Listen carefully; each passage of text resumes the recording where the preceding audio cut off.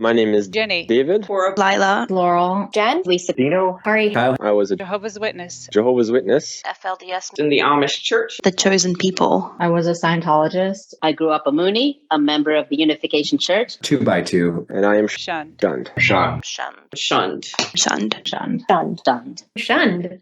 I'm Evan. I was one of Jehovah's Witnesses. I'm 40 years old, and I am shunned. All right, Evan. So how'd you come to be one of Jehovah's Witnesses in the first place?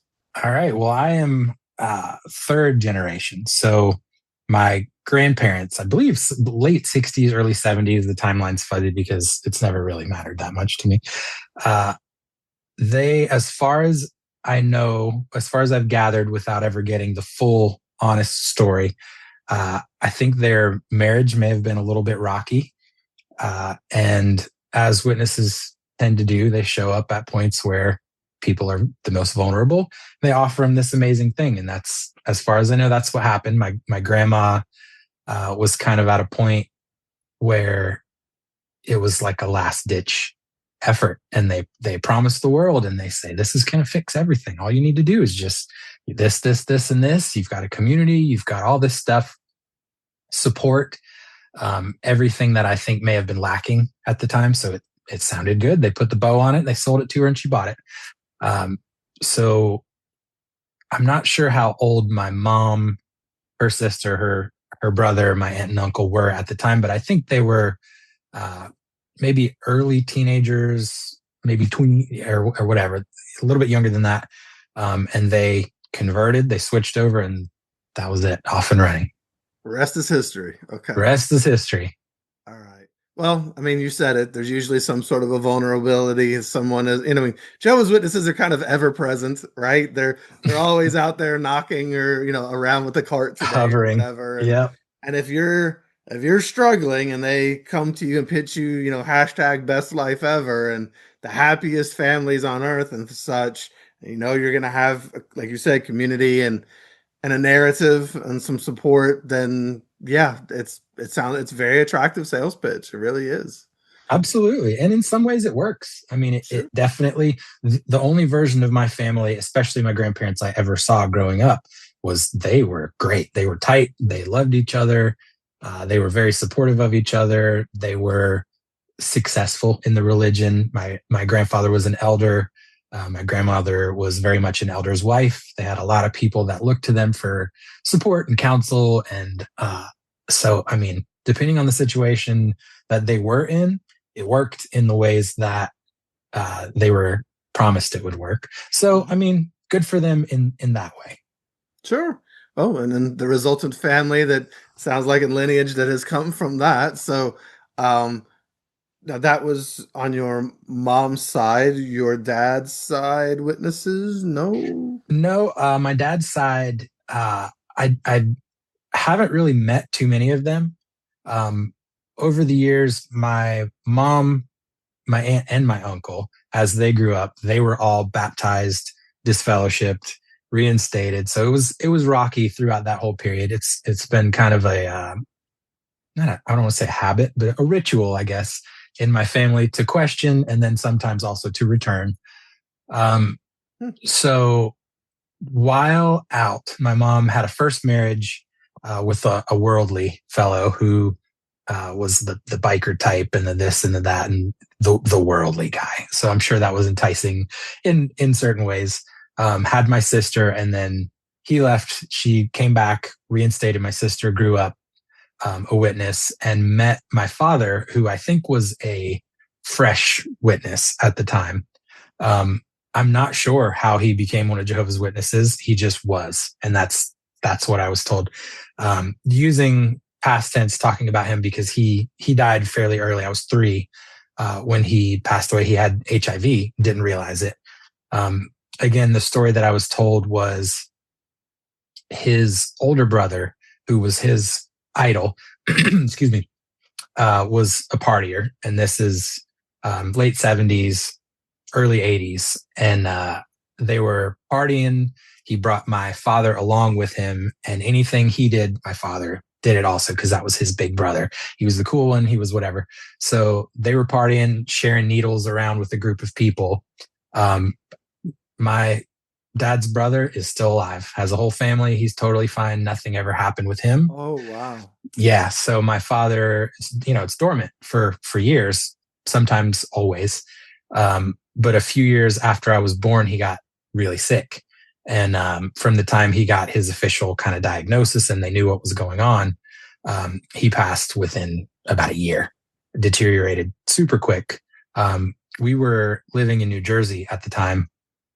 My grandparents, my aunt and uncle, us, a few other, family members or whatever, but his family was worldly. None of them were witnesses at all. So I didn't grow up around them. I wasn't allowed to really get to know any of them, be close to them. My father was briefly married once before and had a daughter. So I had a half sister that I barely knew at all. I never really even came in contact with her until years and years later when we sort of reconnected over it.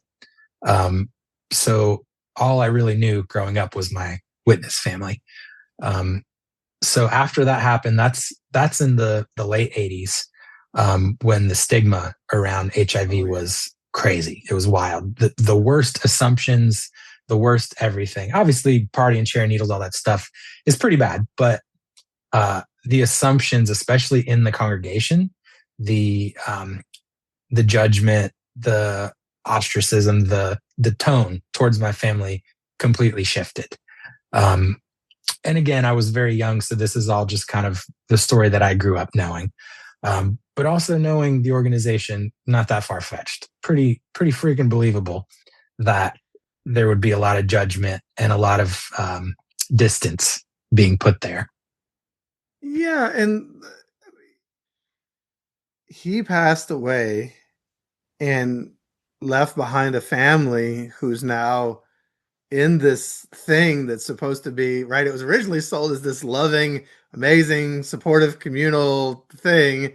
And now you're 3 years old. And again, I'm sorry for your loss. That's a tough story. At such a young age, and now you're in this family.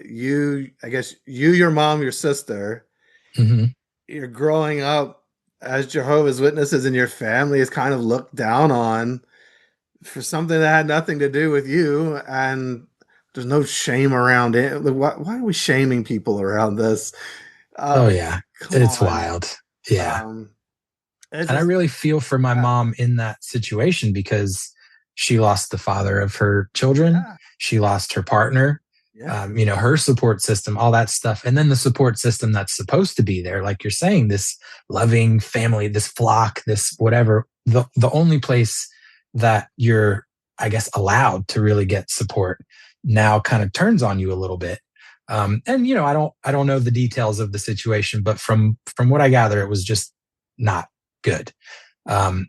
So from there, my grandparents also just the rocks of the family, the support system for everyone else in my family. They kind of decided all together that they had a close family that we grew up around that had moved to North Carolina, which is where I live now. My family also lives here now. And they said, you know what, start over. Just come down here. We'll all move as a family. We'll kind of just like pick up, forget the situation, and we'll start fresh. So that's pretty much what happened.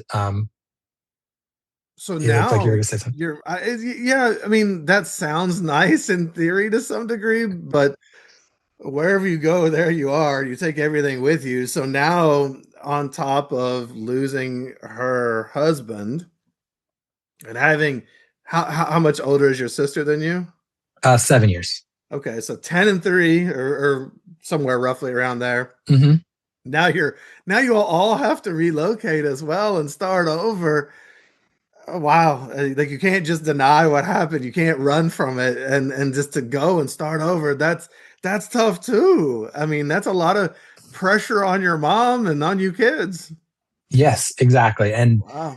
Without my grandparents, for the entire situation and the unfortunate aspects of everything, of growing up the religion, the everything, I'm not sure what my family would have been without them being that firm support, whatever. So all the love in that way as family members. Yeah. The stability, the ones with the plan, the ones that could kind of piece it all back together and clean up the messes, put out the fires. But yeah, it's the only real choice you do have is to kind of run from it. Because I think once the masses start turning, you're not really going to, nor do you want to have those fights, really defend yourself. Plus you're in this terrible, vulnerable spot to begin with. You got your own crap going on that you have to deal with. You're mourning, you're going through all this stuff without the support system. And, they had friends, a few people here and there that were really supportive. But overall, I think that they just made the decision that like, this is going to be best in general. It'll fix a larger problem eventually, but also create these other stresses and hardships in the meantime. So we moved down here. They found a piece of land out in the boonies, this place that none of us had ever been before, but that just like, I was going to say looked good on the internet. It was way before the internet. So who knows why it looked good to them at the time, but bought a big plot of land. There were a couple of old farmhouses on it. So we lived in one. My grandparents got the other one so that we could stay nearby each other. And that was it. Single mom. She struggled. We joined the congregation down here, which at the time was good. I'm not sure, again, from being so young, what the details were as far as how much they divulged to the congregation. Probably kept some of those details a little bit more on the private side just to avoid the same thing happening again. Yeah. Absolutely. Made some friends and, settled in and everything kind of worked out. Similar to a lot of witness kids, I was homeschooled from that point forward. My mom going through the first marriage, which was abusive and not great, to then the second marriage with my father and then losing him. She clearly started, struggling with that. She had a lot of mental health issues that were kind of compounding. Chemical imbalances is what she used to say. And probably a lot of grief too. A lot of grief. And I think it's kind of a witness thing too, to, like you and I have talked about, make such unnecessary light out of the weight of death and loss. And that's part of, I think, the sell for people from witnesses is, millions now living will never die. And if they have died, you'll see them again. Think of the worst loss you've ever had. You're going to get to see them again. Isn't that awesome? Holy crap. Yeah, I miss my husband. This sucks. I'm going to get to see him again. This is great. Sure. Sign me up. What do I have to do? So it's easy when you really believe that they're just asleep kind of thing to accept it as temporary. And in doing so, I think that grief kind of gets swept under the rug a little bit. I don't really know if judged is the right word, but like, I feel like there's kind of an unspoken thing of like, you really shouldn't spend too much time, too much energy really dwelling on it or grieving or being super impacted by this in a large way, because it's just temporary. It's not goodbye, it's see you later kind of thing. Yeah, you don't have a lack of faith in the hope, do you? Right. So there is kind of this expectation that you kind of get over it pretty quickly, because otherwise could that indicate a lack of faith and this hope of the resurrection and everything to come? It's got to create a lot of pressure. I guess I don't know if I really had anybody that close to me die that I, as a witness to where I went through it, but it makes sense to me that it might create even a lot of pressure for people to like your mom was probably, hurry up the end of this system. Let's get there. Right. Let's get there. Let's see him again. If, that's a lot of pressure and anxiety and focus on that thing instead of being able to just grieve it properly as a loss. Absolutely. I've had loss as an adult now, and working through, I did some grief counseling because that kind of wasn't there. I really didn't know how to process actual real loss without that pressure, that belief system of, see you later, not goodbye kind of thing. And realized like, wow, this whole thing deserved a lot more attention, a lot more emotion than it was able to have. And like you said, the pressure, I know that my mom was probably feeling that pressure too, because she was putting it on us as kids too, is kind of like the, not in a threatening way, but like, you want to see him again, don't you? Jehovah needs us. It's time to double down. It's time to really dig into our faith. It's time to really trust in Jehovah and do everything we can so that we make sure we're there. It would be such a shame to screw that up. Don't you want to see your dad again? That kind of thing, which like, that's pretty freaking abusive, really, thinking back to it. It's even if she believed it herself, that manipulation trickles all the way down. And it always kind of leads back to doing more. What more could you do? Mm-hmm. Oh yeah, you're never enough, no matter what you do. But Yeah, can you do more so that you can guarantee that you get to be there in paradise and see dad again, or exactly. all of us as this happy family unit that we wish we could be. Right. Yeah. The idealized, most ideal, perfect version of it is achievable if you just reach the goalpost that keeps getting moved a little bit. There's always, more you could do. And I think, at a young age, it's really impressionable and it's impactful. And as a little boy, as a young man, I think that the absence of a father figure is such a driving force of good and of bad, because that's what you need. You need that. So it was always at the forefront of my mind, even as a little kid. I remember, you'd pray before bed, and mom would sit on the edge of the bed and I would say my prayers or whatever. And I know it was always, I want to see my dad again. Or eventually it was, I want a dad. Anybody at this point, I don't care. Somebody, just something. I want to throw a ball around, that kind of thing. So that pressure to just like, well, you want to see him again. You want these things that are so important. It's achievable if.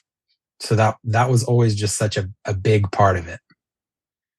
So a question I typically ask around this time would be, what was the worldview that growing up JW gave you? And you're welcome to expound upon that, but it sounds like the focus was on the hope, the resurrection, your dad. You've got to be more. You got to do more. You got to get there. Sounds like that was really this primary focus. I don't know if there was also, you said you were homeschooled. So was there also a fear of the world on the outside? Because it sounds like you all might have been a little bit isolated out, I don't know, in the country with just family around. So I don't know how much you were really exposed to. If you're feeling stuck in your life after cult involvement and can't find the life you want, leaving a cult is a new beginning on a path to healing, not some magical end itself that is healing. Relief from the immediate pain feels good at first, but that's not necessarily true happiness. The feelings of social awkwardness and isolation, lack of self-worth, perfectionism, patterns of being attracted to emotionally unavailable people, not even knowing who you are yourself, all of these things and more are lingering effects of that environment. Being in a cult isn't just following a doctrine, but it's following a culture, a way of life, a way of being that doesn't just go away because you stopped attending meetings. If you want to shortcut the path to healing instead of trying to figure it out on your own, maybe even work with me professionally in my cult recovery coaching practice, you can find opportunities to do that, and also for other cool resources at my website, exjwhelp.com. That's exjwhelp.com. Oh, bingo. You completely nailed that. I don't know. I think part of the decision where we landed, this is sort of just assuming, but knowing my grandparents how I did, that like this is going to be the least stressful place for us to land. It's going to give everybody kind of a place to breathe, some quiet, some solitude. We can just like rebuild. But the isolation, like you were saying, we're a little bit further out. We're not in the city limits. We're not in the neighborhoods where some of the other kids in the hall were, where it was easier for them to kind of associate with each other. Plus the kids aren't supposed to know that parents can die.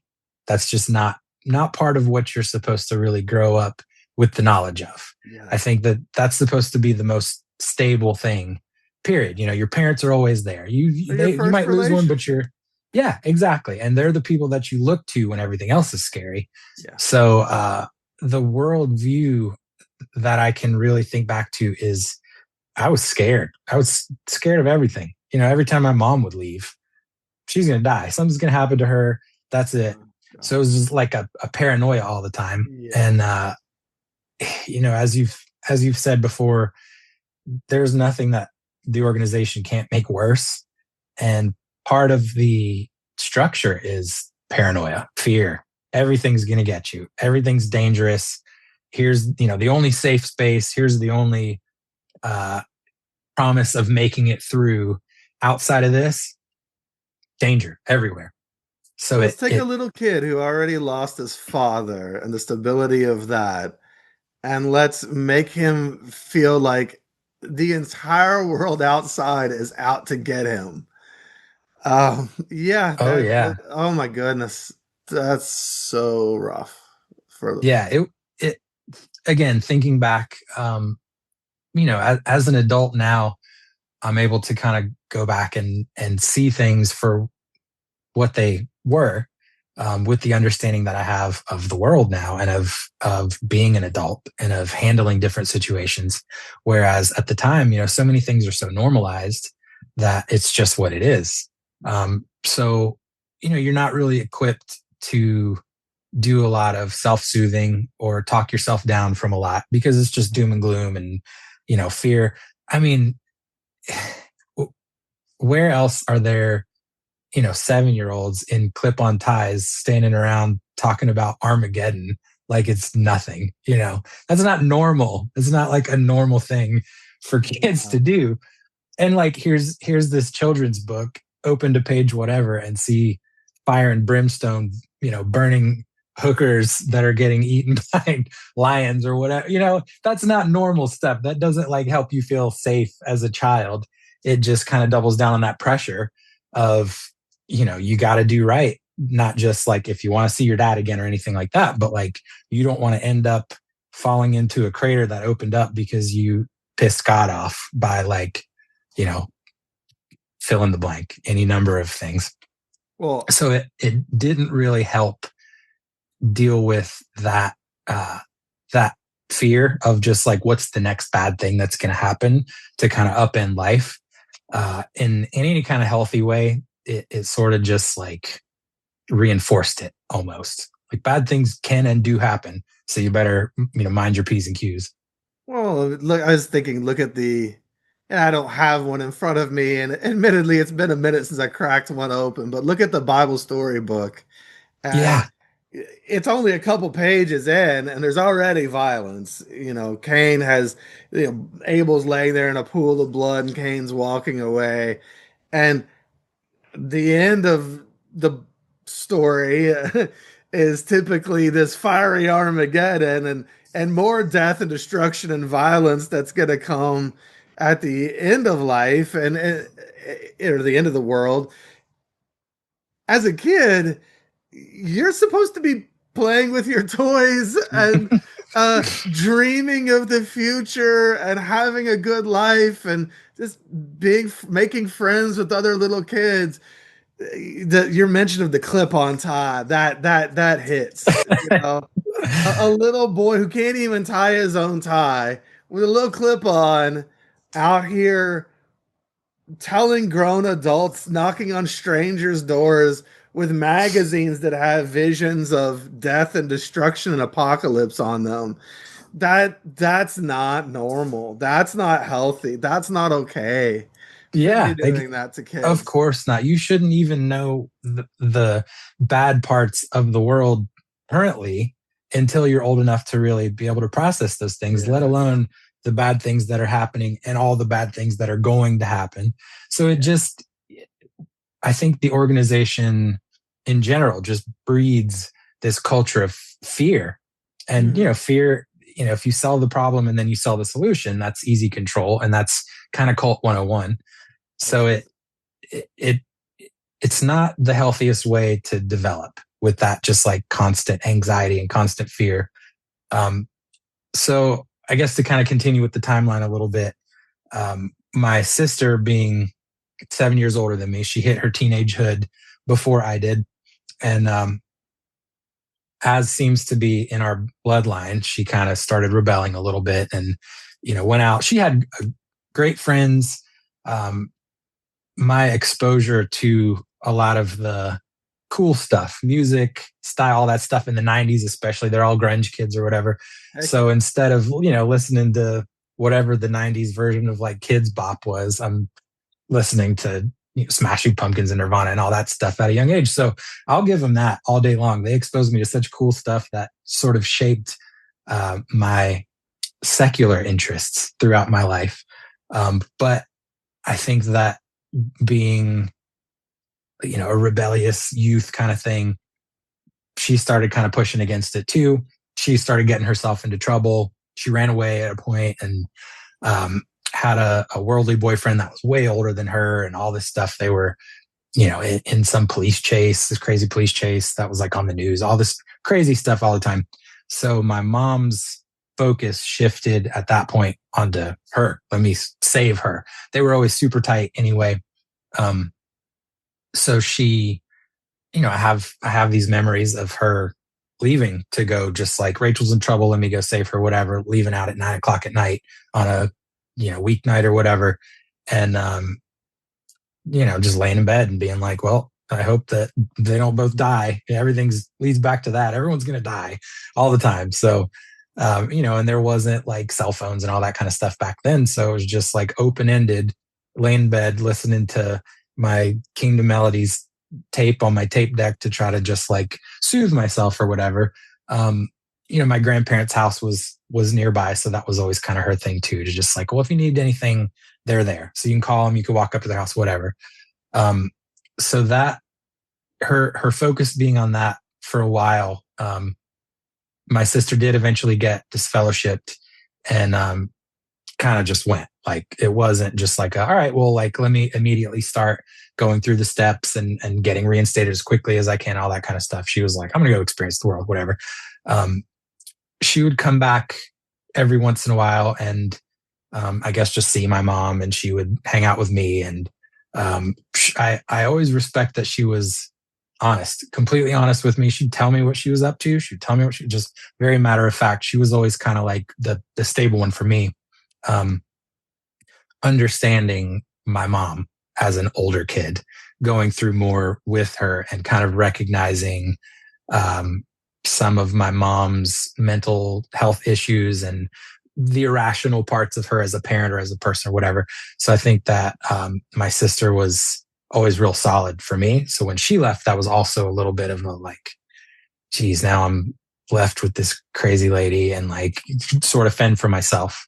And a side note also, after we had been down here in North Carolina for a while, my aunt and uncle and cousin, they lived in Rhode Island when we were in New Jersey. They moved down also and lived on that same street. So we kind of had our little compound in our community. And wow. My cousin's a little closer to my age. So we grew up closer. So there was support there. But also sort of like an unspoken understanding that everyone in my family recognized my mom as what she was, as who she was, her rationale of things, her emotional instabilities, whatever, all of the good and the bad. So they did their part to kind of step in and try to offset maybe some of the things, maybe some of the neglect, some of the this, some of the that.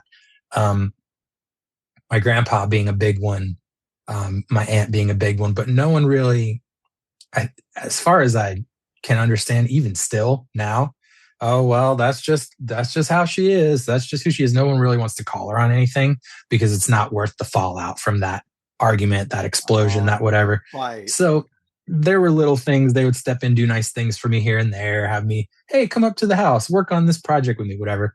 My grandpa especially, he really stepped into the role of male figure, role model, father figure kind of thing.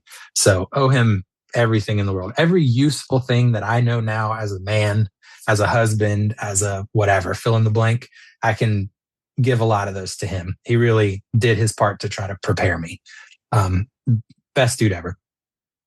So from there, after my sister left, it was a little bit more kind of fending for myself. Her mental health issues spiraled for a while, and she was a little bit more unstable. And in the organization, all of your problems can be solved by reading more publications, by praying more, by going in service more, by investing more energy into this thing. Not, hey, go get medicated, you psycho. Go to therapy. You need therapy. You don't need more scriptures. None of that. So she was just sort of unchecked, I guess, for a while. And again, at the time, there was a lot of stuff that was normalized that now thinking back to, I'm like, that was not okay at all. And it's a shame, but that's part of the growth also, is just accepting what you can't change and trying to move past some of that kid, stuff. Right? So your normal is being set by your parents, right? You don't know any other boundaries or lines. You don't have any other expectations. So whatever's going on, must be how moms move throughout the world to some degree. These are moms. Yeah, right? This is how it is. This is how my house operates. I don't know anything else likely. And mom, it sounds like, is struggling in a lot of ways. Once your sister bounced and was gone from the picture, well, she still came back and visited, but when she had left and everything and gone her separate way, did your mom turn her attention to you in like a very focused way? Like, I've really got to save this one because that one's lost? Or did your mom go into herself and internalize everything and kind of just, I think you mentioned the word maybe neglectful or whatever, but did she just kind of focus on self and almost forget about you? That's it. That's the one. So I was an easy kid. I was, self-sufficient, took care of myself, hung out with my grandpa a lot, and he instilled all these good qualities. And just like organization wide, obedience is how you succeed. Obedience is what's rewarded.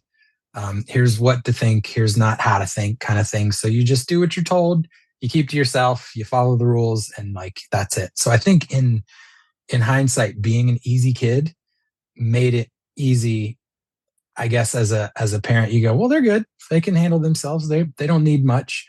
Clearly they're not acting out, they're not this, they're not that. So like, they don't need as much attention as the problem kid, or the one that's getting in trouble, that needs more. So when my sister left and was doing her thing, somewhere around that same time, one of my mom's closest friends that she had made when we came down here committed suicide. And I remember the book study at the time was at my grandparents' house. And my grandfather, I think, had found out either right before the book study started or during or something like that, and waited until after the book study, everybody kind of went home, and then told her. And my grandma had me in the other room, and I remember my mom just wailing, breaking down. She was laying on the floor and he was holding her, and it's just devastating because that was her friend whenever she came down, one of her best friends. And I think that may have been like one of the last straws, one of the last tethers to kind of holding it all together. Done.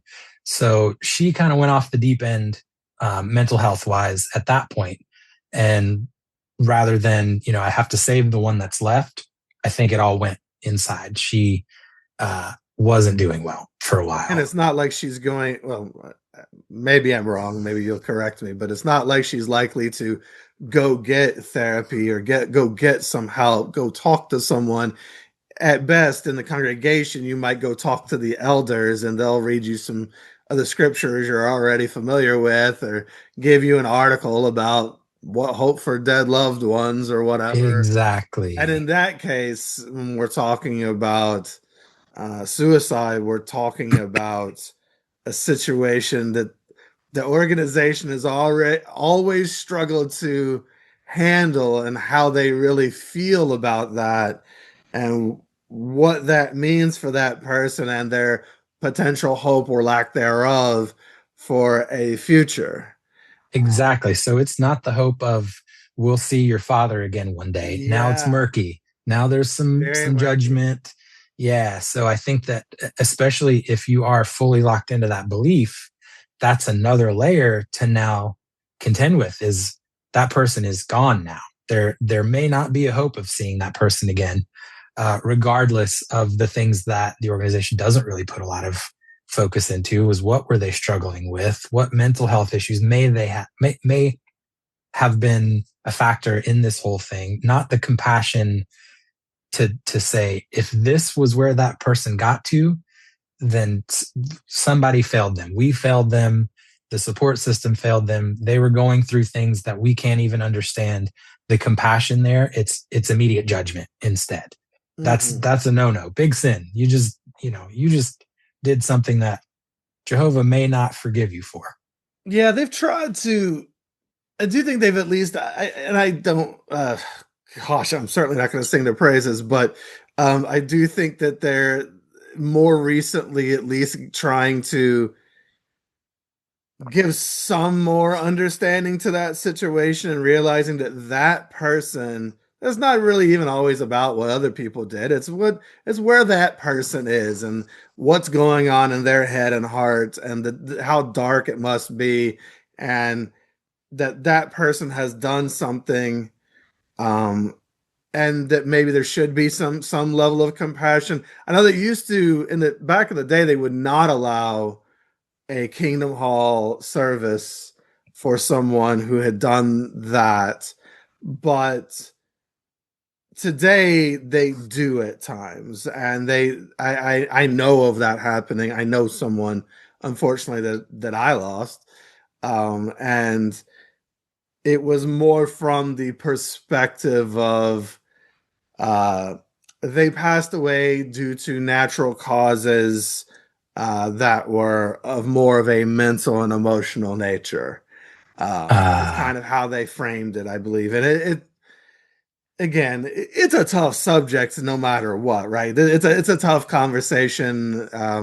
There's a lot of feelings around all of it, but I do. But back then, I can only imagine when this happened.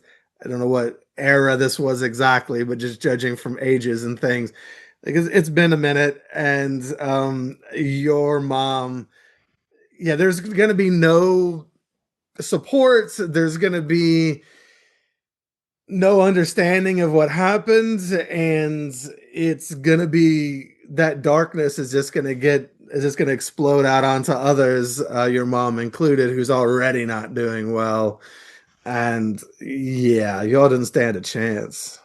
oh yeah, yeah, and you nailed it. That was that time. There was so much stigma attached to that Yeah. unfortunately, I think kind of the pressure of the group, you even if you might feel like this is fucked up how we're looking at this and how we're thinking about this person just had to go through this terrible thing where this was their way out, how dark, how sad. Mhm. And then the people that are closest to them, again, like what we were talking about with my father, if you spend too much time grieving this, Yeah. some might view that as like your faith might not be as strong as it should be. If you're this devastated by that, you're not judging this person for doing this bad thing to themselves like everyone else is supposed to. The pressure of not wanting to be the one to stand up and go, hey, this is not cool, might keep you quiet. So that isolation you feel when dealing with that might just get louder and louder, even though you might have some people here and there that might help. But like overall, the support system is not adequate at all. No, not at all. So, like you said, that didn't stand a chance. She was already kind of in a bad spot. She was struggling, poor single mom, having to stifle that grief from my father and do her best. And then my sisters, all this stuff. There's a level of compassion that in therapy now has helped me separate out my mom is just a woman, just looking at this woman's story. I can feel sorry for her. I can feel compassion. I can't say I would do any better in those situations, in her shoes, living her life. I like to think I would. And now I have the example of the damage it can cause when you don't, but it doesn't excuse as the fallout from that as one of her kids, as her responsibility. My therapist is great. And she pretty much called me out on that because I don't know, it may be linked to just growing up a witness and making excuses for everything. But you find yourself saying, well, they're good people. They're just brainwashed or this. Good people don't do this stuff. Good people don't follow through on some of these terrible decisions. So I can't make too many. Narrative is the grooming. It's the it can't be us, right? And I have people who come to me in my coaching practice on one of two sides of the coin. And this on this hand, they come to me and it is fuck Jehovah's Witnesses, fuck my family. I want to watch it burn. And they are angry and they are hurt. There's somewhat sadness that underlies that anger. On the other hand, people come to me and it's what you just kind of alluded to. Well, everybody comes from somewhere and, mom and dad had all these problems and they expressed it in certain ways. And we really should, Jehovah's Witnesses, Jehovah taught us to forgive and to place things as far away from us as from the sun. And I like the people on the left hand because they're angry and that shows that they at least care about themselves. I like the people on the right hand because they also see that it's not all about them and that things have other origins. And healing is kind of a being able to hold. It's not a marrying of the two as much as being able to hold both. And holding both is the right way to put both, and to have compassion for them, but to also have compassion for a young Evan who grew up with a mom who was not well and who was acting out in her own ways, towards you. And it's right. We've got to have compassion. We were taught to have compassion for them, but never for ourselves. We were taught that we didn't matter. We were supposed to disown ourselves and lead ourselves about like slaves for Jehovah or our parents or the elders or the congregation. But when do we start to matter? Yeah. We are undeserving. Like, what a crazy thing to grow up hearing. It's so well, you're supposed to be long suffering, Evan. The worst two words ever put together. Give me some short suffering, man. This is crazy. So, but you absolutely nailed it. And I still struggle with that years and years and years later, even in my current life, is that balance is so hard to strike where, it's either the guy cut me off in traffic. I hope his generations of his family suffer. Or it's, this guy robbed me. Maybe his situation is just so, like, obviously those are two ridiculous examples, but I know what you're saying. Yeah. And it may be, it's easy to be all one or all the other, especially when thinking back to your upbringing and your situation. That balance is hard to strike. And not just the narrative from the organization, but I think just the narrative of family, especially then. I think it's maybe moving a little bit away from that now where you just respect your elders no matter what. You respect your shitty elders just as much as you respect your good elders, strictly because they're your elders. I'm your mom, period.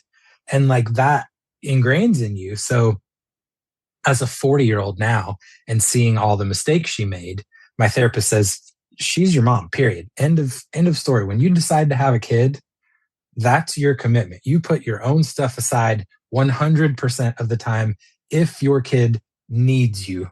If the your mom kid puts aside their commitments and such for the child. Yes, right. Exactly. That's how it's supposed to be. But in witness world, the child puts aside anything they care about for the mom. Right. Oh, yeah. I posted something the other day, just being silly on Mother's Day, whatever, last weekend, whatever it was. And I took me and my wife to the movies and I said, celebrating myself on Mother's Day because for raising me. 100%. I raised myself. Mother's 100%. Day is about me. I raised myself. So without getting too off track, so she kind of went off the deep end from the deep end to the super deep end at that point. And your question earlier, did she kind of put her focus onto me or onto the family structure, anything like that? That was around the time that happened. So it all went inside. And I remember for a stretch of time, she just stayed in bed all the time. It wasn't the therapy or the, anything like that. The support outside of just like articles, it was always articles. So it was sad music, and it was kind of just like feeling her feelings, which in some instances is great. There's a grief that you have to go through, and feeling 100% of your feelings is part of that. But without a support system, it can really, really go off the deep end. And it did. So that was around third-ish grade. So I was put into public school in fourth grade, because she couldn't kind of head up the homeschooling anymore. Which too, if I'm going to say something good, is that for a while before the deep end part really hit, she was invested in it. She was trying to socialize to a point, to ensure that I wasn't going to be one of these weirdo homeschool kids that's like terrible at social situations and just like oblivious to how you're supposed to act or whatever.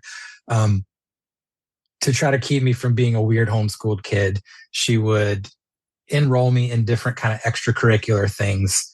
The main branch library in the area would do like spelling bees, but for homeschooled kids, or they would do just different things like that so you can feel like a normal kid.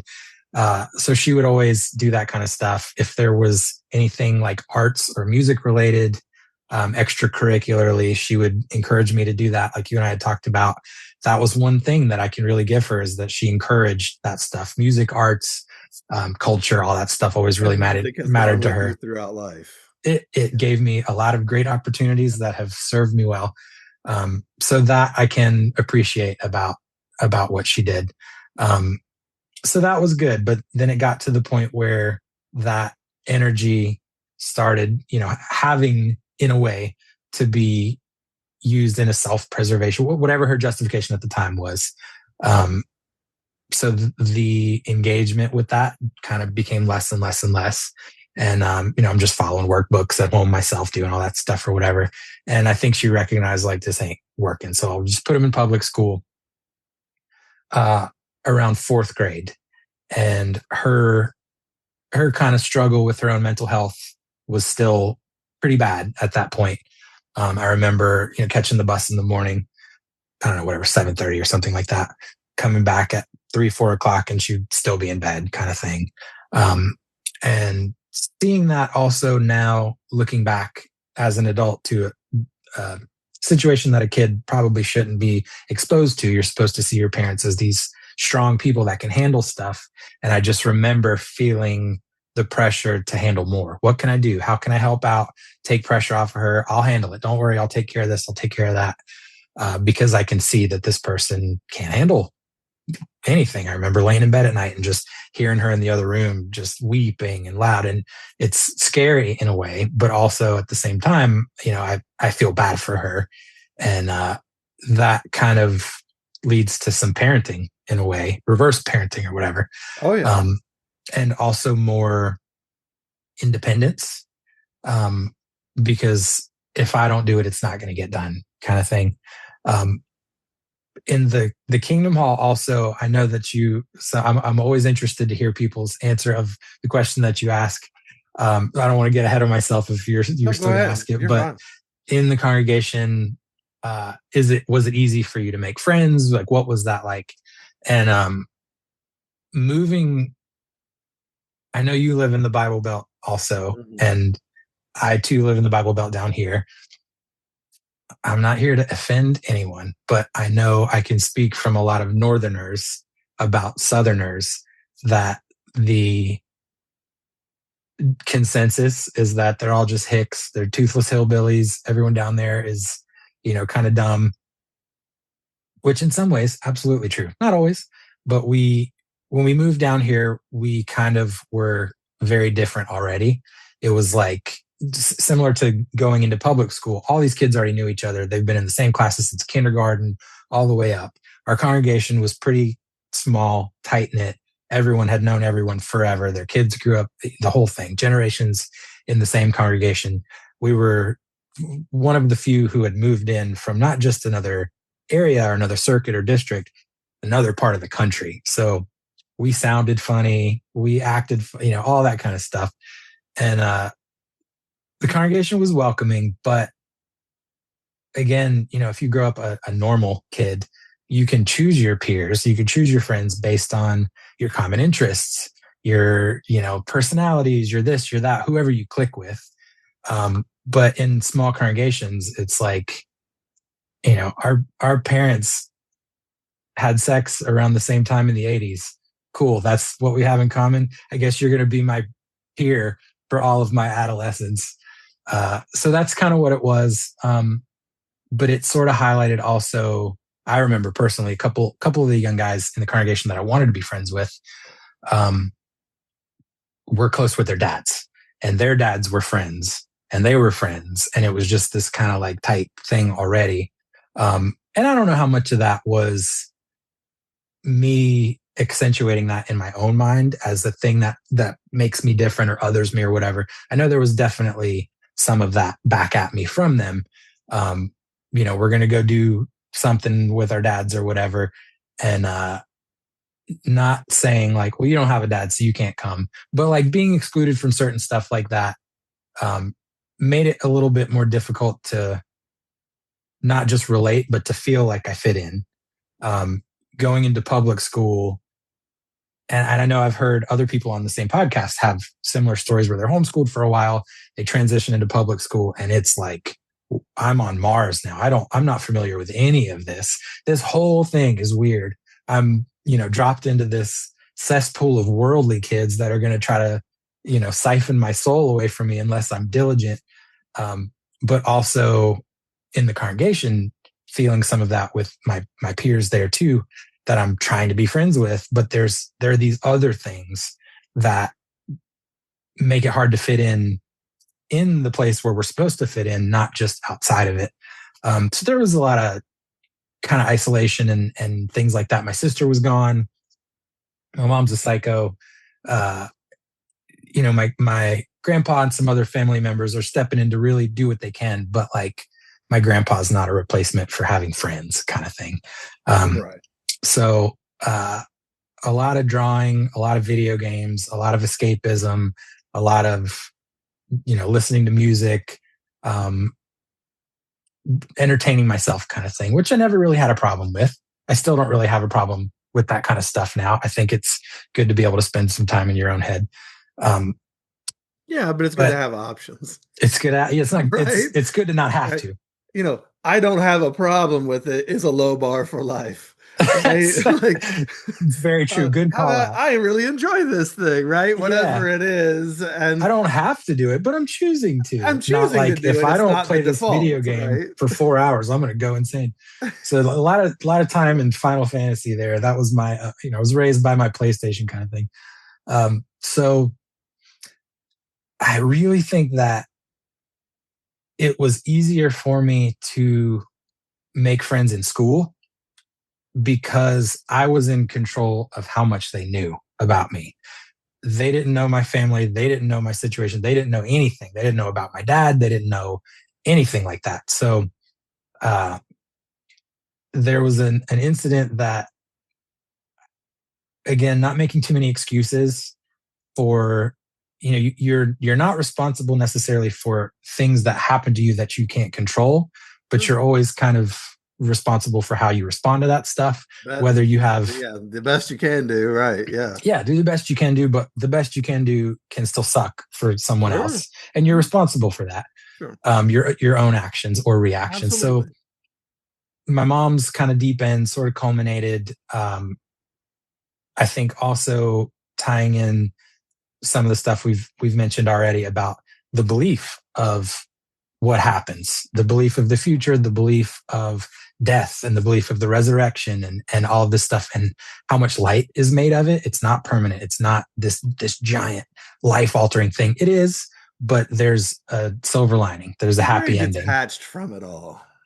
Detached. Yep. Minimizing something that shouldn't be minimized. So I think there may have been some of that too. And all of her maybe distortions, her warped view of things, not just from the ideology, the religious psychosis, but also from her own mind, culminated in a thing where, she made a couple of bad decisions that put our lives at risk, essentially, framed as an accident, which is debatable for me personally, because after the fact, she had mentioned, hey, in that situation, I felt like Jehovah had really been telling me that like this may be best for us.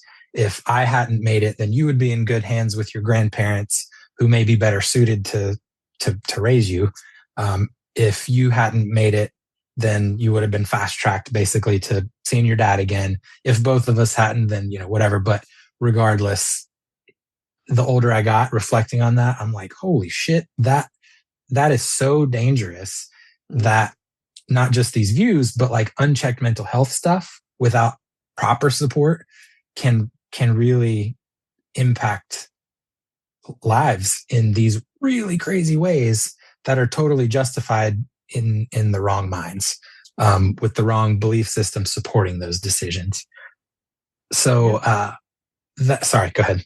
I was saying, we were talking about, this a little bit pre-interview, and I mentioned that it was an unfortunate story in Michigan where there was a woman who was disfellowshipped, and she ended up killing her family, and I believe the dog as well, and herself. And none of them, I don't think anybody really saw it coming. I know there were subsequent articles I've read, and it sounded like she, to some degree, and I don't want to act like I know, and I don't want to I'm certainly not going to make light of this horrible tragedy that happened in any way, but it sounds like she believed in the resurrection hope. She believed this was the end of the system of things. Because she had been disfellowshipped, she may have thought that maybe she was bringing her family down. And I think she thought perhaps that the way to save everybody was to end it all for everyone, so that therefore Take they one all had for the resurrection hope.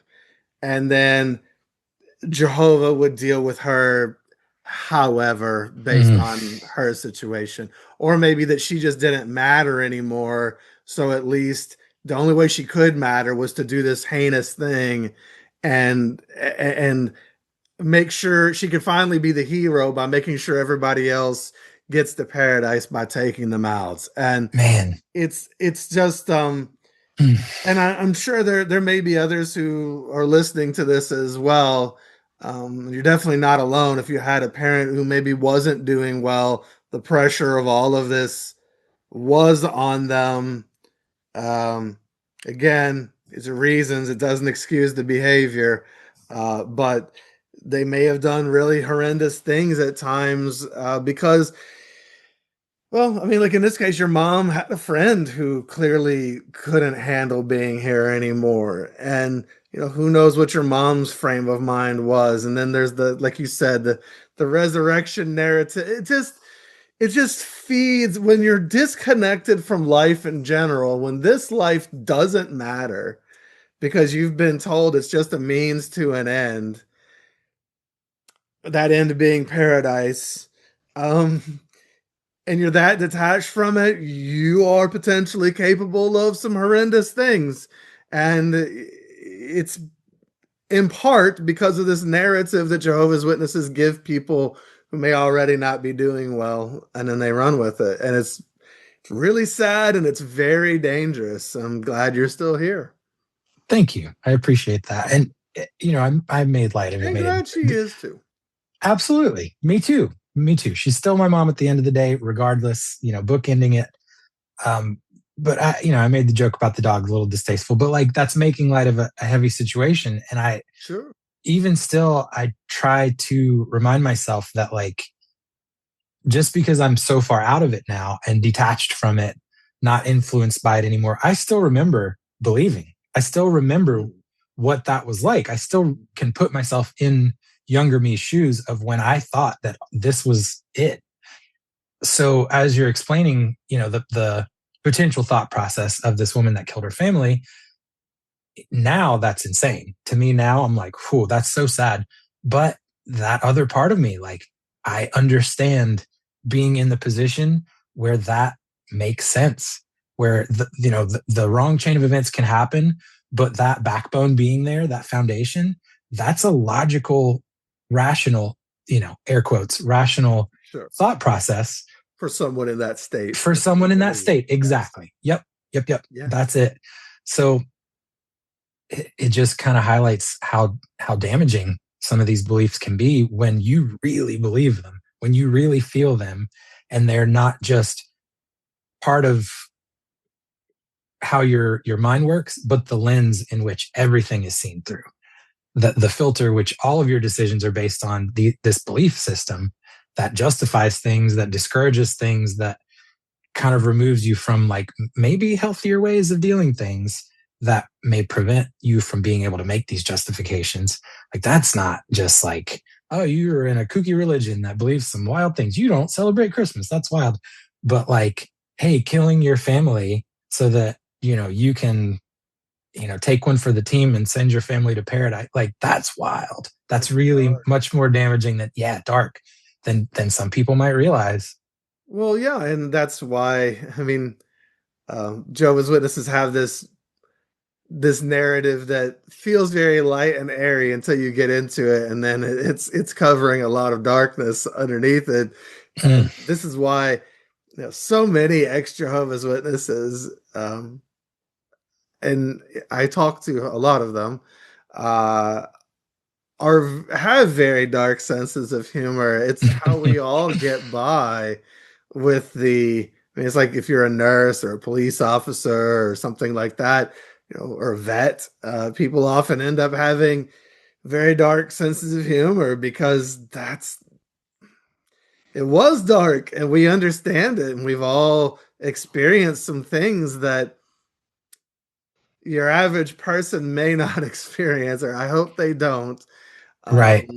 If they do, it's at least not necessarily in this way. It's just very sad. It gets very dark for everybody in there. And here you are, a kid, and your mom's in a dark place, and just about puts you in a very dark place. Right. So that, I don't know if it was eye-opening to me at the time. I think I was still in just like justification mode, doing reverse parenting and all this stuff. So if anything at the time, I feel like it made me pity her a little bit more. And like you said earlier, your parents set the stage for everything. This is what life is. This is normal. Whatever choices we make, this is how the world is. This is how it all just works. So obviously, I'm not going to really have a huge frame of reference to be like, that ain't okay. That was not cool at all. And you're off the deep end. Like, I need to detach from this, or I need to talk to somebody about this or whatever. But thankfully also that was around the same time that I was put into public school, which was a difficult transition for any witness kid, especially being homeschooled. That drastic change is super hard. This is super embarrassing now. It's like, the stand on business phrase that people like to use. I like that phrase. I'm a little old to be using it. I might get an eye roll from some Gen Z kid or whatever, but stand on business. Like, it's hard to embarrass me and it's hard to make me cringe about myself because like whatever. But this is when I still feel in my guts that I cannot understand what was going through my head. But the first day of school, I knew no one, zero, nothing. I was dressed like a witness. I just looked like a little nerdy witness kid, not fit in at all, didn't know what I was doing. First day of school, before class starts, I'm wearing like LA Gear light up sandals with socks and just like the dorkiest dork. For some reason, I thought that I'll impress all these kids if I get up on my desk and start dancing. So before knowing anyone, before I was introduced by nothing, I'm up on my desk dancing to no music. The whole room goes silent. My little light up sandals are just squeaking on the desk, and I feel the heat rising and my face turn red and the teacher come in, the whole thing. So now when I think back to that, I'm like, what the fuck was that? If I could go back in time and just stop myself from doing that, I would. It's a Big sad, picture. under-socialized kid trying to do something desperately to get Oh attention man. that he thinks is going to be positive. Perhaps if you had danced at home, people would have given you positive attention. But there, it just Oh makes boy. you. It's honestly, it's just really sad. It's clip-on kid coming into the room at 8, something like that, 8 or 9, trying to be seen in a positive light. Oh yeah. Had no clue what I was doing at all. And I No, can with still laugh about it. no other way to even know how to approach being seen as a cool kid. Right. And who knows, maybe I danced in, front of my grandparents and they cheer. I have no clue what that rationale was, but that's a rough one to think back to. Maybe it was just anxiety welling up and coming out in some way. Like, I gotta move, I gotta do something. What do I do here? I don't know. That's very sad, though. I mean, I think we could all have compassion for a little kid who's gonna do that, just trying to desperately fit in. I do appreciate your compassion because I've always kind of made fun of myself for that. But I mean, in a way, I mean, I get it. It's funny in a way, from, I guess, the other kids, may have even thought it was funny at the time. But as an adult, it's like, oh, damn, man. Like, you weren't taught how to do anything, were you? Like, it's just, to me, that's just evidence that you came into this woefully unprepared. And it's sad that you had been let down to that extent. You're spot on. A lot of the most beneficial therapy work that I've done throughout the years has been your inner child healing. You separate yourself from it, you reparent, you treat it like a separate person altogether. And if I was observing this kid, I might have a much more similar view than just like laughing at myself for something dumb I did on the first day of school. It's fair to also be able to laugh at ourselves. We gotta laugh at ourselves at times, not take ourselves too seriously, but yeah. Absolutely. So that at least broke the ice of quite just the entrance. Yeah, exactly. Oh yeah, I probably pictured a spotlight on me and confetti going off behind me, but in all actuality, these kids were like, "Who is this kid and why is he dancing to no music?" Yeah. But I do think that my teacher, the first teacher I had, I don't know what conversation she had with my mom to kind of understand where I was coming from, but she was very compassionate and she was very understanding and always tried to kind of be the buffer between what I know a lot of witness kids have to deal with in school of, you're not saluting the flag, you have to go sit outside in the hall during birthday parties, all that kind of stuff, which is just underratedly mortifying for a kid to have to go through that stuff during the seminal time when the only thing that's important is just fitting in. Let me just fit in. And you have all these things that make you the weird kid that like you're not totally equipped to be able to explain or at least especially not to other kids who are just like, that's weird. That makes no sense. You don't have Christmas? Why? That's stupid. And you just want to fit in. So also, but that's your territory. And if you want to see your dad again, you better do this right. All of these kids, another crazy thing to think back to is blood guilt. Like what? That's the craziest to think back to a 7, 8, 9-year-old who doesn't take that stand and revel in the persecution of, we always had the example of like in Nazi Germany and just like standing up, and those were the shining example of what you should be. This is your not saluting the flag in this 4th grade class is your Nazi Germany, and you don't want to fold and blah blah blah. And if you don't take this opportunity to try to save these other kids, you may be blood guilty and you may ruin this whole thing for yourself. Like your blood would be asked back at Armageddon from you for not. I'm just explaining it for those who may be unfamiliar and who listen. The concept of blood guilt is that basically here's Evan, it's 8 years old. If he doesn't witness to the other kids in his class and give them an opportunity to come to know Jehovah and the truth and to save them, then when Big J comes down at Armageddon and wants to kill everybody who doesn't serve him. And he's like, well, Evan, little Bobby in your class could have served me, but you didn't preach to him and you had an opportunity. So I'm gonna let little Bobby live. But Evan, your time is over. You know, his blood, you will be guilty for his life because he could have been saved and you didn't save him. You're So responsible crazy. for him.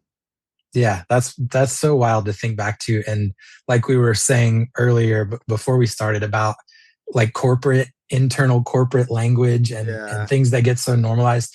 Thinking back to some of the phrases that you just grew up hearing, literal blood guilt. You're Hmm. telling kids they'll be blood guilty and they know Hmm. exactly what that means. Yes. It's wild to think back to from an outside perspective, looking in at what level of like wacky was so normalized. Um, but to get back on the timeline, I think that after that first little transitionary period, I think it could kind of go either way with young witnesses, where they may lean in more to that being their territory, or standing up for your faith and for your religion and representing Jehovah well. Or I think the way that I started to take it after a while was, screw this. This sucks. I hate this. I hate every day of being a weirdo, of being different, Hmm. of not being able to go to so and so's house for their Super Bowl party, or this girl passed me a note. Will you go out with me? Having to say no, even though that like blew my mind, and like I want to experience all of these things. I hate this. I don't want to do it. So the classic witness sin of living a double life. I was like, yes, let's double life this whole thing. Let me have my identity at school, and then let me be the good witness kid at home. And You like, let me have the identity I actually want at school. yeah, or And let me then have I've an got this, identity at school. Yeah, yeah. And then I've got to have this other identity at home in the Kingdom Hall. But right. but the one you actually want is the one that most witnesses call the double life. It's The, not the secondary one. It's the one that would be your primary life. It's the one you actually want if given a chance. It's the witness life that's a double life. That's the one foisted upon you. that's such a good frame for it, because I think what feels so good about that, and I'm in fourth, fifth grade. I'm not like smoking under the bleachers or anything. No, It's you just just want to like, be accepted as a normal person. that's it, and I You're think a that, human. yeah, be a kid. Yeah. Yeah, exactly. So I want to call these kids my friends. I don't want to call them Yes. my associates or my classmates or Yes. so that in my mind, Normal. yeah, I'm enjoying feeling like a normal kid, because I secretly said what the hell, and it felt so wrong and so dirty and so fun. And so, but then the guilt part of it, which is a whole other element, that I think if you read a Wikipedia page about Jehovah's Witnesses to figure out what they believe, and like, kind of get a grasp on it, you miss so many of these subtle things that can't necessarily be quantified without experiencing it. And I Oh, the think, culture is very different than the doctrine. yes, yes. And the culture, I think, is more damaging than the Yes. doctrine, because you can walk away from the doctrine. You can leave the faith and stop believing, but the culture is there. It's so The ingrained, especially if you, psychology that sticks with you. You have to work oh on that. man, yes, exactly. So that the guilt that came along with doing what felt more natural, you and everything is Satan. Everything is Satan's getting to you. So, cussing at school, or flirting with this girl in, my class, whatever it was, eating a cupcake for someone's birthday. Oh my God, I'm never going to see my dad again. That's it. That's it. I'm dying in Armageddon because, the frosting on this cupcake. The guilt that, again, Cult 101, I think that if they can ingrain some of this stuff in you deep enough, that you control yourself, you censor yourself, you keep Hmm. yourself in those. They don't have to. It's, Yeah, you you know, internalize it. yeah, they get the ball rolling, and then you perpetuate it yourself. You keep yourself scared, you keep yourself in line, kind of thing. Because even if they don't see it, Jehovah sees it. And that's the big one. That's the one that keeps you up at night. That's the big one. I'm scared of everything. He's always watching you, and more importantly, you're always watching you, right? Now you've internalized this. That's where the rubber really meets the road. But I just want to reiterate, you're a child. If I eat a cupcake at school, cool, on cupcake day. If I eat a cupcake that had a birthday candle placed inside it, I'll never see my dad again. I mean, could the stakes be any higher? It's a damn cupcake. Yeah. So crazy. It's a cupcake. Yeah. And I think also being in public school, I appreciate, because it did give me something to compare life to. It gave me a perspective of like, oh, these kids aren't all like Satan worshiping like heathens. They're not just like trying to pull me over to the dark side every interaction that we have. I don't have to keep this crazy guard up. I don't have to be so separate. Is my faith so weak that I can't be friends with some worldly kid that like, and that's kind of still my argument with. That's how Satan gets you, Evan. I know. I fell for it. His machinations. His machinations makes the dark look like light. Yeah, and it's easy. Oh, it's sweet. Yeah. The honey's sweet. Being friends with kids at school. Oof, talking about the Super Bowl, whatever. I don't know why I keep going back to the Super Bowl. I didn't even like football growing up, but because it's a normal kid thing to. It's just a normal thing, yeah. Yeah, yeah.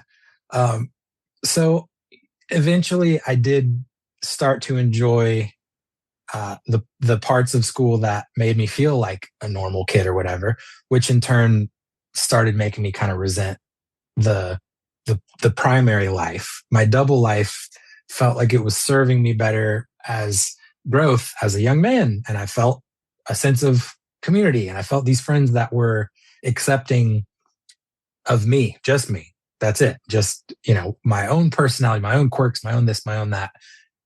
Made some friends, and still had to be like the weird kid that like, well, why can't, we're friends here. You've never been to my house. I invite you every weekend. And, so I really think if I look at the entire timeline, that like middle school, elementary school age is where those first cracks really started to form, where I didn't want to lean into the, like, this is my Nazi Germany kind of thing. And I wanted to be a normal kid. During that time also, my mom did sort of work on herself and pull herself up and put in the work, whatever that work looked like internally, to decide like enough is enough. I got to get up. I got to do something. I have to like carry my own weight. I have to get up and out. To bring your question then, did her focus shift onto me at that time?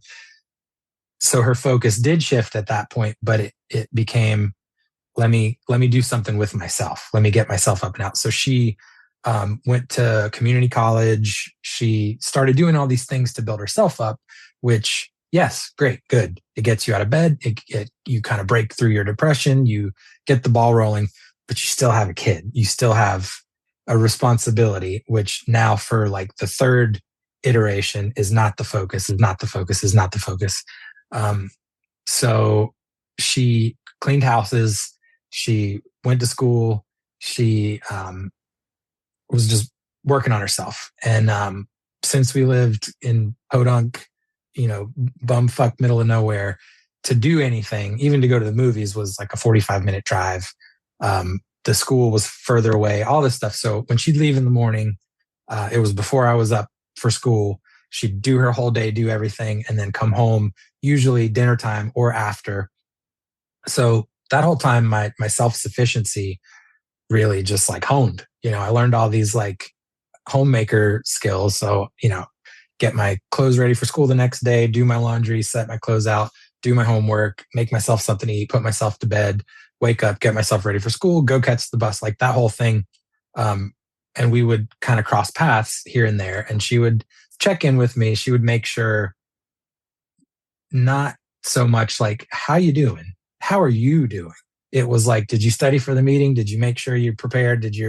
That kind of stuff. Check the boxes, the right boxes, to make sure that I was still obedient and performing? subservient. How are you performing? That's it. Performance reviews, not like check-ins. But again, normalized. So this is just how it is. And I was an easy kid, so I did everything I was supposed to do. I got all those things done.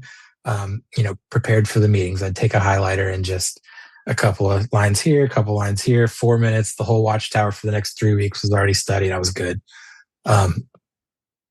Hated it. Even, at that point, this was now a chore. This was now something that was, I don't think I was even like emotionally developed enough to say holding me back or have that deep of a thought about it. It was more just like feelings. Like, I don't like this. This is boring. This kind of sucks. Kids in the hall kind of suck. I'm treated better at this place where I feel like I can really be myself. And I'm made to feel guilty for myself, which isn't a bad person. I'm not doing anything crazy. I'm not, like sinning left and right. And on top of it, I'm kind of doing my own thing anyway. So like, who cares? But you're still too young to really do anything about it. So you just go through the motions, as I think a lot of witness kids do, a lot of witness adults probably also, because it's your community, it's your family, it's your future, it's your all this stuff. But the PMO probably started really developing then. And now flash forward a little bit, a few more years, a guy comes into the congregation, starts studying, gets baptized. My mom and him start hanging out. They get engaged. They get married. Now her focus shift again goes to that. She's all in. Each of these things, she's all in. So, but I'm ecstatic. I have a dad. Small footnote.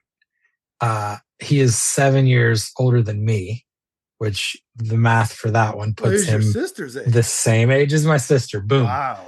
Yes. So completely ill-equipped for the situation that he was put in at the time. A kid now that's almost a teenager that has all these, crazy daddy issues, a wife that has all these mental health struggles, all this baggage. I'm making light of these things. I don't actually want to simplify them down that much. I'm just thinking, how is this striking? If you saw a look on my face, I was thinking, wait, how old was he when they got married? If he's 7 years older than you, just 20. He had just turned 20. Yeah. And so your mom would have been, I believe the difference between them was 16 years. Okay. So your mom, 17 years. Your sister when she was like 16 or 17. Yes. Yep. From that first relationship with, so he's, I call him Biker Mike. 36, 37. Yes. Wow. Okay. Who has lived 2 or 3 36 year old lives. And that happens a lot in the organization. A lot of times it's older men and younger women. Yeah. It happens the alternative way as well. So, okay. Yeah. And the alternative way isn't looked at in the same negative light. I think that there were some whispers and there were some shifty, whatevers, but I think overall he was fast tracking himself to being a ministerial servant and he was doing good. So it was a good thing. We have this young, strong brother in the congregation who can help this family and they have this unit now, good for them kind of thing. But like super ill. He's a kid himself. Yeah. And so that that brought its own issues. And I think some building resentment towards my mom. I remember having conversations with her of being like, I've been asking for a dad for most of my life. No disrespect to this guy, but this is your answer. This is the best you got for me. This is who I'm supposed to throw a baseball with in the yard. Obviously he can do that. Probably better than, however old. He's closer to your age. Yeah, exactly. We could go skateboard together. He's not like, this is my friend. This isn't my dad. Yeah. And he did try to kind of fill that role of friend, but even at 12, 13, I don't respect him as that role. I see him as my father, but I remember having the classic stepdad argument of "you're not my father," which in his position, if I'm going to give him some benefit of the doubt, some sympathy, that sucks. What a sucky situation to find yourself in at 20 years old.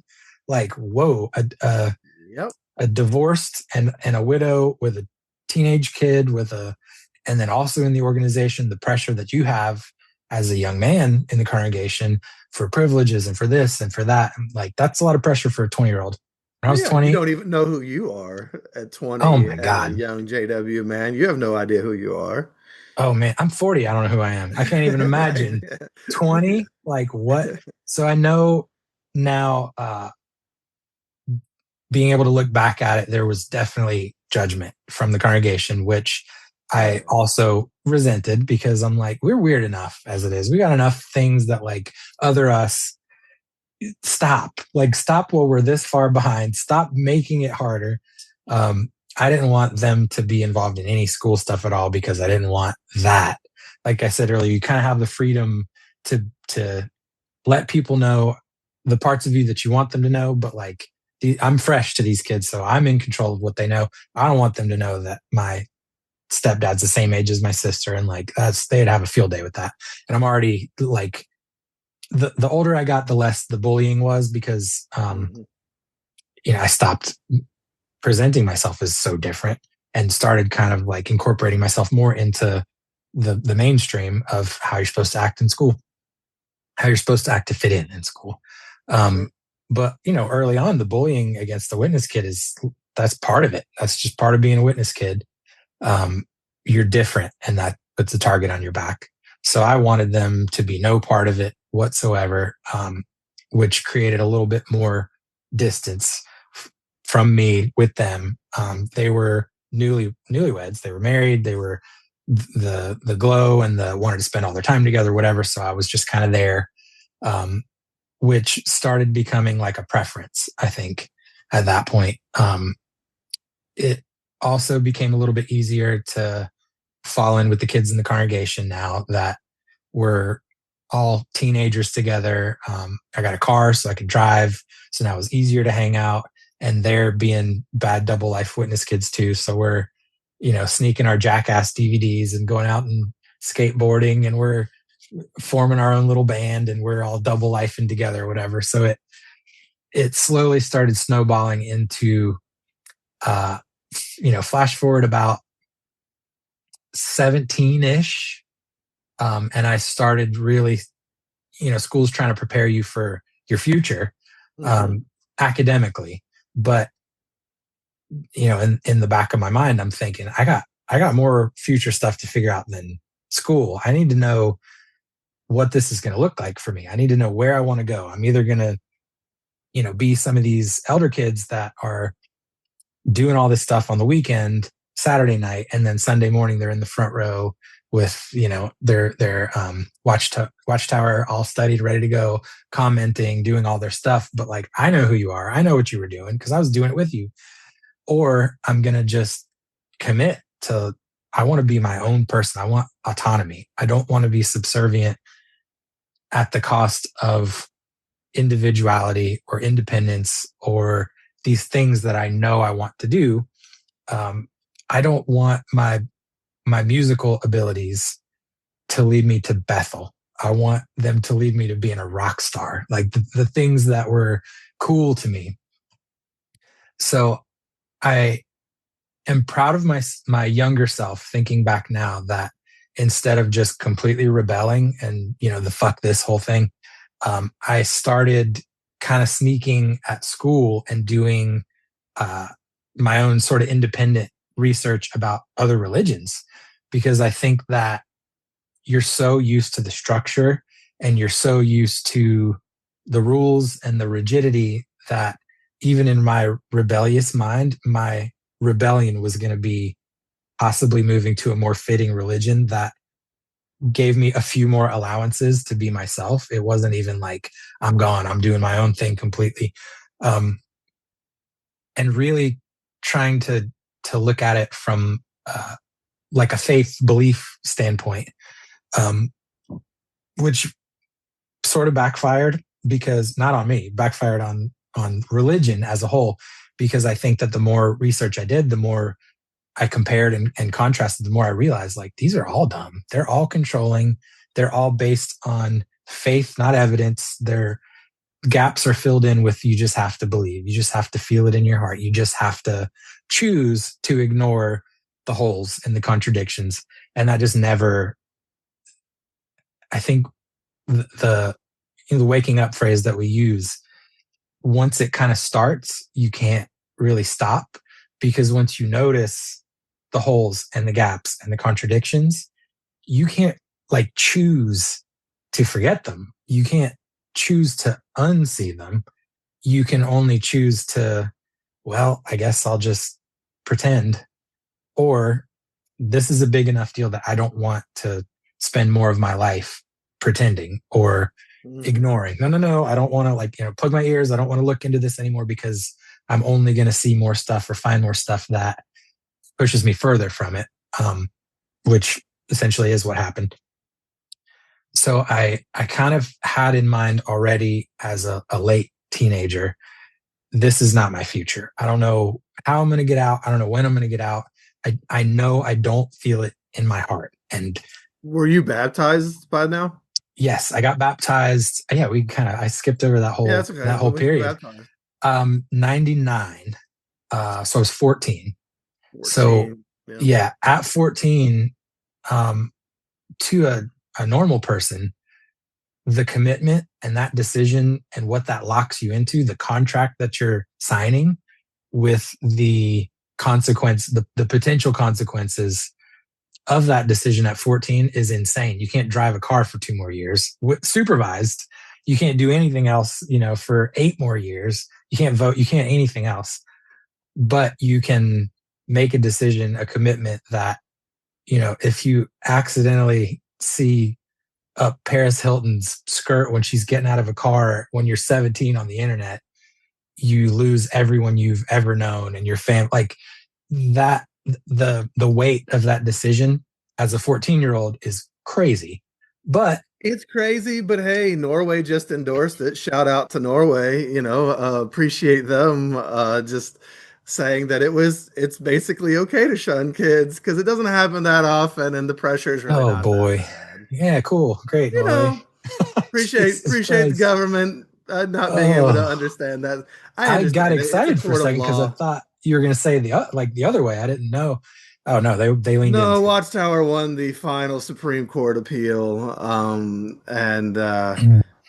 basically they won it 3-2, and props to everybody who fought that fight. But yeah, I think looking to the governments who themselves like to control people to be the ones to somehow intervene and do the right thing, I think is giving government way too much credit. But that's my opinion. Oh yeah, they're fist bumping over it. I don't really think they care about people. No, more obedience, more subservience. Yeah, religion is a good way to control. Yep, exactly. If it keeps people in line and we don't have to intervene, then cool. Yeah, money and power recognizes money and power. Oh yeah. That's a shame. Sorry, Norway people, Norwegian kids. Yeah. Sorry for all the people who were invalidated by that decision. Oh man.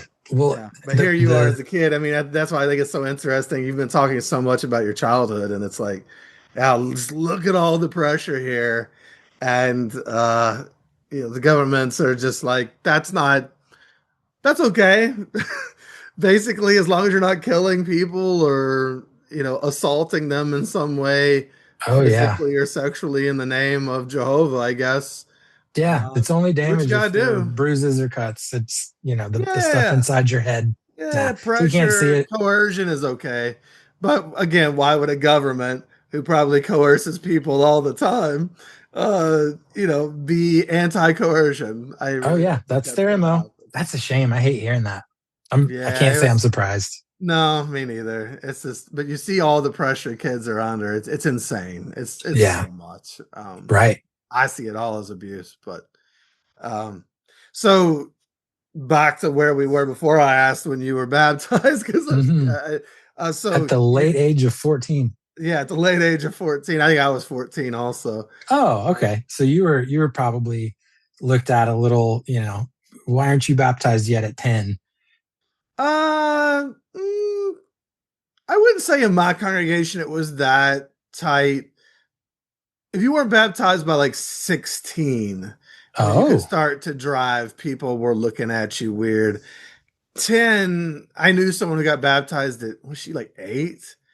And I think I don't know, there was mixed feelings about that among the masses in the congregation. Hmm. So some for and some like, yeah, maybe that's a little extreme.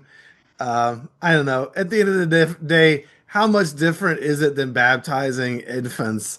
At 14, was I really prepared to make much better decisions than an infant? I was a Exactly. 14-year-old dumb kid Oh man, the with one dumbest. choice in life, and that is to do this thing or never see my dad again, right? Never, the stakes are so high, you only really have one choice. Yeah, you're not losing your beliefs. You're losing your whole world. It's Yeah. all or nothing. That's it. Yeah. And yeah, and it's on you. You made the choice. You understand the Yeah, arrangement. that's what they Heard say. that so many times. Yeah. That's not a choice if I never had any alternatives. That's been my Um, argument for years. I was born into it. I didn't have a say. So the first sure. time I had a say cost me everything. That's where my heart really goes out to witnesses that are feeling stuck, that they may not feel it in their hearts. They may feel all this guilt. They may feel like, it's just not worth it to lose everything when that's the only choice that they're really presented with. And that's not really much of a choice when that's No, like it's comes with not. these consequences that are your fault for making the wrong choice. And everything you just said there goes to show that when you do lose, quote, everything, that everything was very shallow and hollow. And it was more hope that you lost than anything. It Right. was, most people are chasing an idealized version of individuals in a life, not the reality of those individuals and that life. Because the Yeah. reality is often much more grim. Yeah. It is That's hard to very let true. go of hope. Yep. Yep. So So you're 18, or what do you say, 17 or so. yeah, yeah, You're yeah. now having to make these decisions. You're baptized, so you know the pressures that come along with this. So where do you go from there? So well, I don't want to say the easy way out, because I think the easy way out is to just There put is no off getting easy way. baptized forever and then just slowly disassociate yourself. That still comes with so many Well, consequences. you still got to fight It's not that the whole easy. time, and then you still end up getting. I know so many. I've interviewed people on here who've been shunned, and they were never baptized. Baptism Yeah. itself isn't some guarantee that that's not necessarily when shunning comes into play. I mean, technically, formally, it is, but they can shun you at any point. Oh yeah, you get marked. I can't Oh believe that yeah, that's a real phrase, but your like family was treated poorly because your dad was sick. marked from day one. Yep. You Exactly. know? It's a shunning culture. It's not just Yes. the repercussions of Yeah. a sin or a Permeates everything. choice. Yep. And I mean, the podcast isn't called Disfellowshipped because that's just Yeah. one way that can happen, or that's just the formality of it. But the shunning, like you said, takes place. I can decide to shun somebody and they're going to feel it, even if it doesn't go through the elders, if it doesn't go through, Yep. I choose to do that because I have a problem with you or whatever. So yeah, it does. It permeates everything. But I think on the scale at the time in my mind of severity, Sure. that would have been an easier way out, was to just slowly, the Homer Simpson thing, go into the bushes backwards or whatever. Which, like you said, you still have to fight that. You still, the soft shunning and all that stuff, which is stressful and it carries weight and it's going to impact the rest of your life until you right your ways and come back and grovel. The second way in my mind, the second choice was to remove myself from it, which was also scary. I don't think I had the guts to do that at the time too. The dichotomy, or I guess the duality of the feeling like I was betraying myself by justifying, by pretending, by staying for all these things that I was recognizing were the wrong reasons, because this is where my family is. I don't want to let them down. I don't think I had really gotten to the point yet where I was like, Jehovah's not real. This isn't real. None of this is real. I still believed it. I just knew that it wasn't for me. So letting Jehovah down is still such a huge thing. the doubt of, what if I'm wrong? What if this is a bad choice? What if I could see my dad again? What if this really is Satan getting to me? All of these doubts, you don't really have much confidence instilled in you, and you're not really. You have those narratives instilled in you, right? That if you Yes, doubt, that is Satan getting in your head. Or what if I am wrong and this is the truth? These are all the things they've told you to feel so that when you start waking up, you already have these thought stoppers and these distractions in your head. that's it. It's the perpetual motion The machine grooming. where the grooming. Yeah. Yep. Less work they have to do if they can just lay the groundwork and you do it yourself. But I think that the thing that just kept coming up, even when I was talking myself out of it for all of these reasons, I don't want to lose everyone. I don't want to lose my family, my friends. The world's scary. It's still scary. It's always going to be scary. Who knows what happens out there? I don't feel prepared. I'm not sure if you heard the talk. I'm sure it probably wasn't just our conversation, but there was an illustration that I remembered, because at the time I was like, wow, this is so good. But then later, about the cage, if you're dropped into the ocean, there's a cage that, if you're in the middle of Disney World and you're in a cage, it feels like it's preventing you from having all this fun. It's preventing you from experiencing these things that you're looking out and seeing other people have what they think is fun. But if you take that same cage and you drop it into the ocean, there's sharks everywhere. It's a protection. It's keeping you from this. And, you're buying into everything that's coming off the stage, hook, line, and sinker. So, wow, that's so impactful. Wow, yeah, this really changed my perception of this. But why are you in a cage? Yeah, why are we living in cages? Yeah, why are cages the only option? That's a cage so dumb. So dumb. So dumb. If you just stop and think about what you're being told, there's a lot of stuff that you go, wait, this is actually kind of dumb. Sounds good, but it's pretty dumb. Why is this the only option that's presented?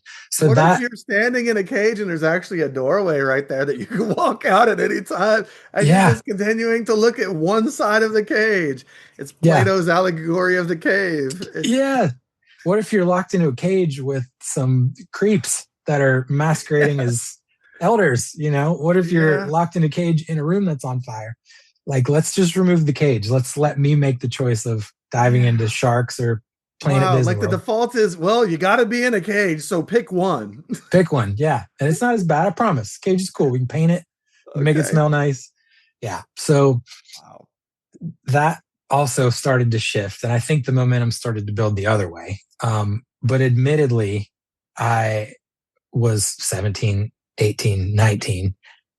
So like I said, the jackass and the skateboarding and the rock star and all that stuff was still such a driving force that I did start rebelling, and I started drinking with my friends, and I started sneaking off to party and getting in arguments with my parents and pushing myself away from it.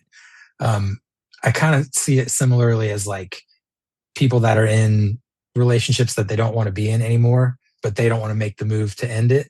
So they'll just start being really shitty to their partner and push them until they go, I can't handle this anymore. So it's the guilt's not on them. Maybe I feel like that's because rebelling. Because I remember you mentioned that about your sister earlier, the term rebellion. Right.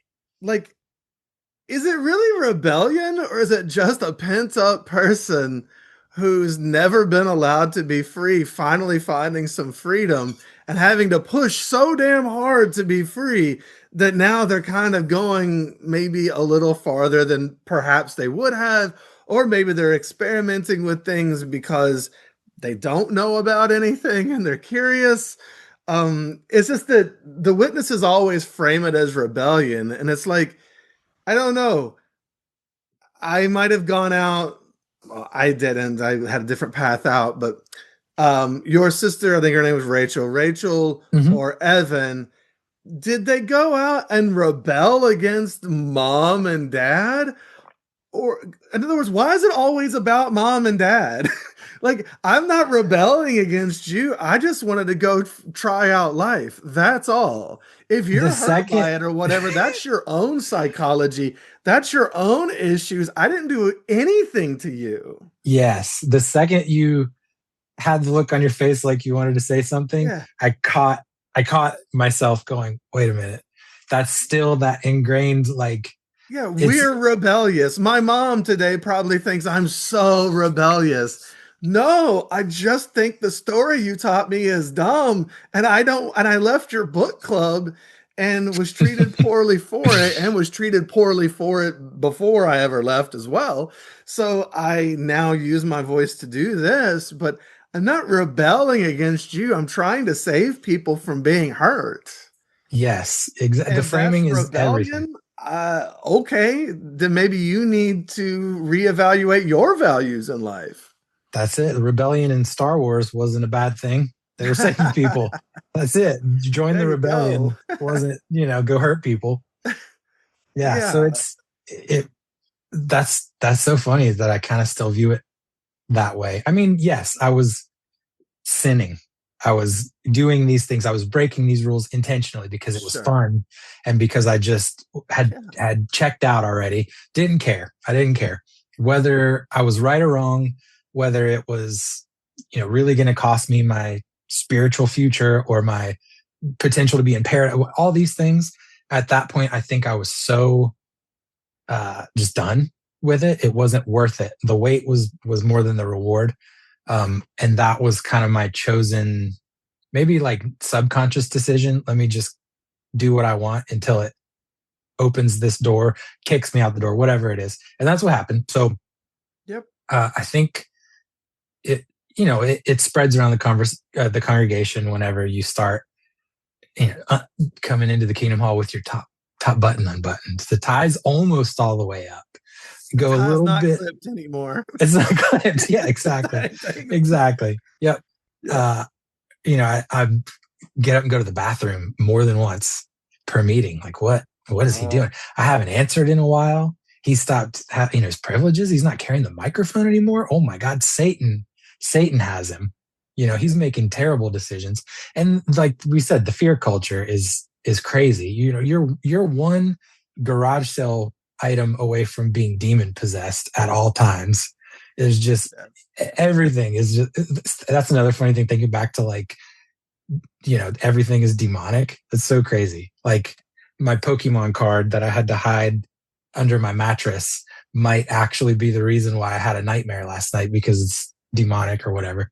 Of course. But that fear, permeates even through association. So the second you seem like you're not on the straight and narrow, that shunning, also the soft you have shunning, a contagious disease, so they've got to stay away from you. That's it. So I think that the momentum just picked up, and it started feeling less uncomfortable and more, fuck these people. This is just reinforcing that this isn't the most loving, happiest, most shepherding, like that whole kind of thing. And the elders talked to me a couple times, not as a committee or anything, pull me aside here and there and just check, what's going on? You doing? And I didn't care at that. I'm fine. No, I'm good. Just, no, I'm just totally fine. Well, we heard, we saw someone saw you holding hands with a girl at school. And nope, it wasn't me. Just, I don't care. I'm not going to, I don't think it was even as, I don't know the right word. I wasn't standing on business. We'll say that again, as much as it was just like, screw these people. It was indifferent because I had already checked out. It wasn't like I'm going to stand up for my own independence or whatever. It was just, I'm done. So it culminated. There were a group of kids in the congregation and a few other congregations, the bad kids, that would get together and skateboard and play music, all this kind of stuff. The murky gray areas. And I had a friend through school whose older brother went and bought us a bunch of beer. So I procured the beer for everyone, and we were out in the field, bonfire. We were all drinking, and people were making out with each other, and it was just a teenage party, but it was just a bunch of witness kids. And one of the kids there, whose conscience got the better of them, went and told on everybody. And they were not in any trouble at all. A few other people got reproved privately. A few other people got reproved publicly, and I got disfellowshipped. In my committee meeting, 2 of the 3 elders, one of them was the dad of one of the other kids at the party. One of them was the grandpa of one of the other kids. And they were just so disappointed in me because you've been around us. We see you like a son. You've been friends with our, and I think it was at a good time where I had checked out far enough that the intimidation of being in an elders meeting wasn't as strong as it would be if I hadn't already kind of checked out. So I felt angry and I felt defensive and I felt like I'm arguing. I don't care. This is dumb. This whole thing is dumb. So I argued with them, and that was not showing repentance. And so they deliberated for a while, and you're sitting in the empty, dark Kingdom Hall, and I'm just already thinking, okay, well, what am I going to do? Am I going to get kicked out of because I know it's coming. So they brought me back in, and with consideration, we prayed, blah, blah, blah. I'm like, come on, just like, let's just cut the shit. I know I'm leaving. I'm leaving. Let's do the thing. So I got disfellowshipped. The last time I was in a Kingdom Hall until more recently last year when my grandfather died, was my announcement meeting. I wanted to kind of as like a fuck you kind of thing. I wanted to be there for it. Walk in. I wanted to talk to everyone when I got there early because no one knew yet. And I wanted to just be, Evan in the congregation. And then as soon as it was over, I wanted to walk out and that be like my exodus for myself or whatever. So that's what I did. How old were you? 20? 19, 20, somewhere in there. Not long after school. So I stayed at home for a while, and I'm sure, as I've heard from some other episodes, everything changes overnight. That momentum, like what we were talking about, of the reinforcement that this was a good, difficult decision with a long road ahead, but the right decision, was not just how other people started treating me, but how my family started treating me. My mom was at that point social in the congregation because now we were a normal family with, the whole structure or whatever. So they would still have people over to the house, and, so-and-so is going to be here in a little bit. You need to go into your room. We'll let you know when you can come out. So I'm just sitting in my room from, whatever, 3:00 to 8 when they leave, just watching TV and just planning for my future kind of thing. With the anger growing. This is so stupid. This whole thing is stupid. Now I'm kind of seeing it for what it is, just because I wasn't given a choice to begin with. And just because some people like asparagus, some people don't like asparagus. They're not choosing to or not. I don't feel what some of these other people feel. And it's not a choice for me to believe it or not. If I was making the choice, then it would be, like I said earlier, to pretend. It would be the theater of it, not the actual true core belief of it. So from there, I had already gotten into some classes for schooling. After that, I wanted to do architecture. So that was my only next step. That was what I wanted to do next. So I did that. I got a job at Whole Foods at the time, and made friends, my first out into the world friends, and amazing people, really good people, didn't care at all who I was, what my story was, what my family, whatever. They just liked me for me, which again, more reinforcement. I started dating somebody, and that was the first time I kind of opened up about everything. And at the time, she was great. She completely hard to understand, hard to really make sense of a bunch of stuff that doesn't make sense, but supportive. The first time I saw my mom after that was almost a year later. I was in the next city over working at Whole Foods. She came in, and it, stopped me in my tracks, seeing her walking up to me. She had a manila envelope in her hand, and, it's like the Matrix bullet time, everything kind of slows down, and I'm just like freaking out all of a sudden. Like, what is this? not how you doing, not I love you, not I hope life is going okay. It was a tax form that she wanted me to sign to because I had filed my own taxes for that following year after I had moved out. But she had tried to claim me as a dependent, and they conflicted with each other. So she wanted me to sign something that said that my forms were wrong, that she actually, so she was still trying to just, hell no. isn't that fucked? Isn't that fucked? Wow.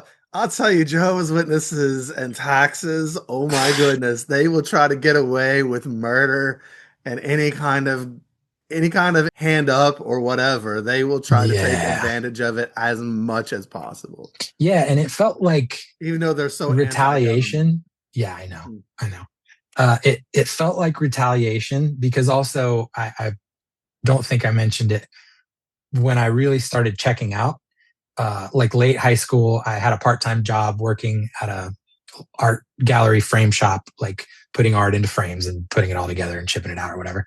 A few hours after school each day, making, I don't know, $7 an hour, something like that. Nothing, but it was enough for me to put gas in my car and, buy some clothes here and there.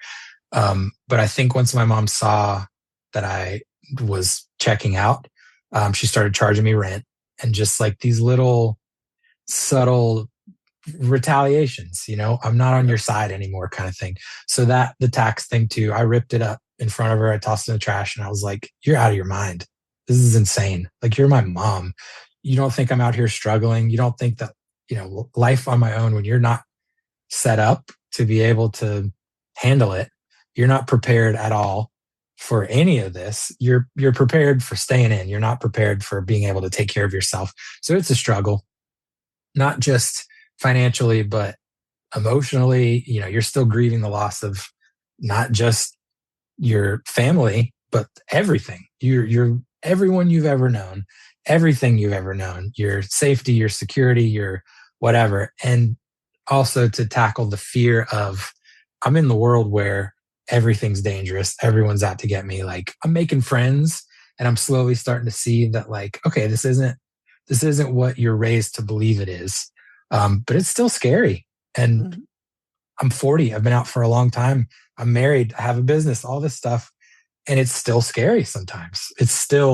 You still have this fear of like, I'm just winging it. Like, I don't know. I don't know how I've made it so long without family, without a support system, without that stuff. Friends, like, one of my first big acts of rebellion, again, once I got out, was I started getting tattooed, because that's what you do when you get out. That's the first open sign of, I don't want to look like a witness. I don't want to be mistaken for a witness. If I see someone from my congregation, I want them to know this guy's out. He doesn't want anything to do with this. So I started getting tattooed. And this whole arm is Peter Pan stuff. It was one of my favorite stories growing up. And there are elements that have specific meanings, but overall, it was kind of a reminder to me when I would have those lonely moments where I just really missed family, not necessarily my family. I missed the comfort, the idea of family. Because if I went back, it wouldn't be what that idea was. It would be what it actually was, which is not ideal.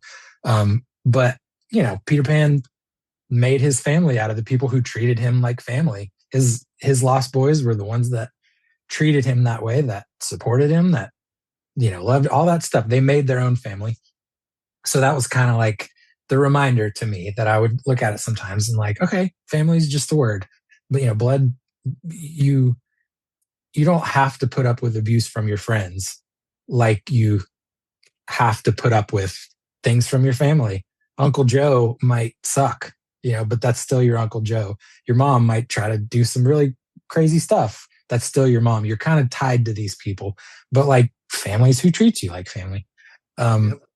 So, to kind of mush the next few years of grief and growth and all that kind of stuff.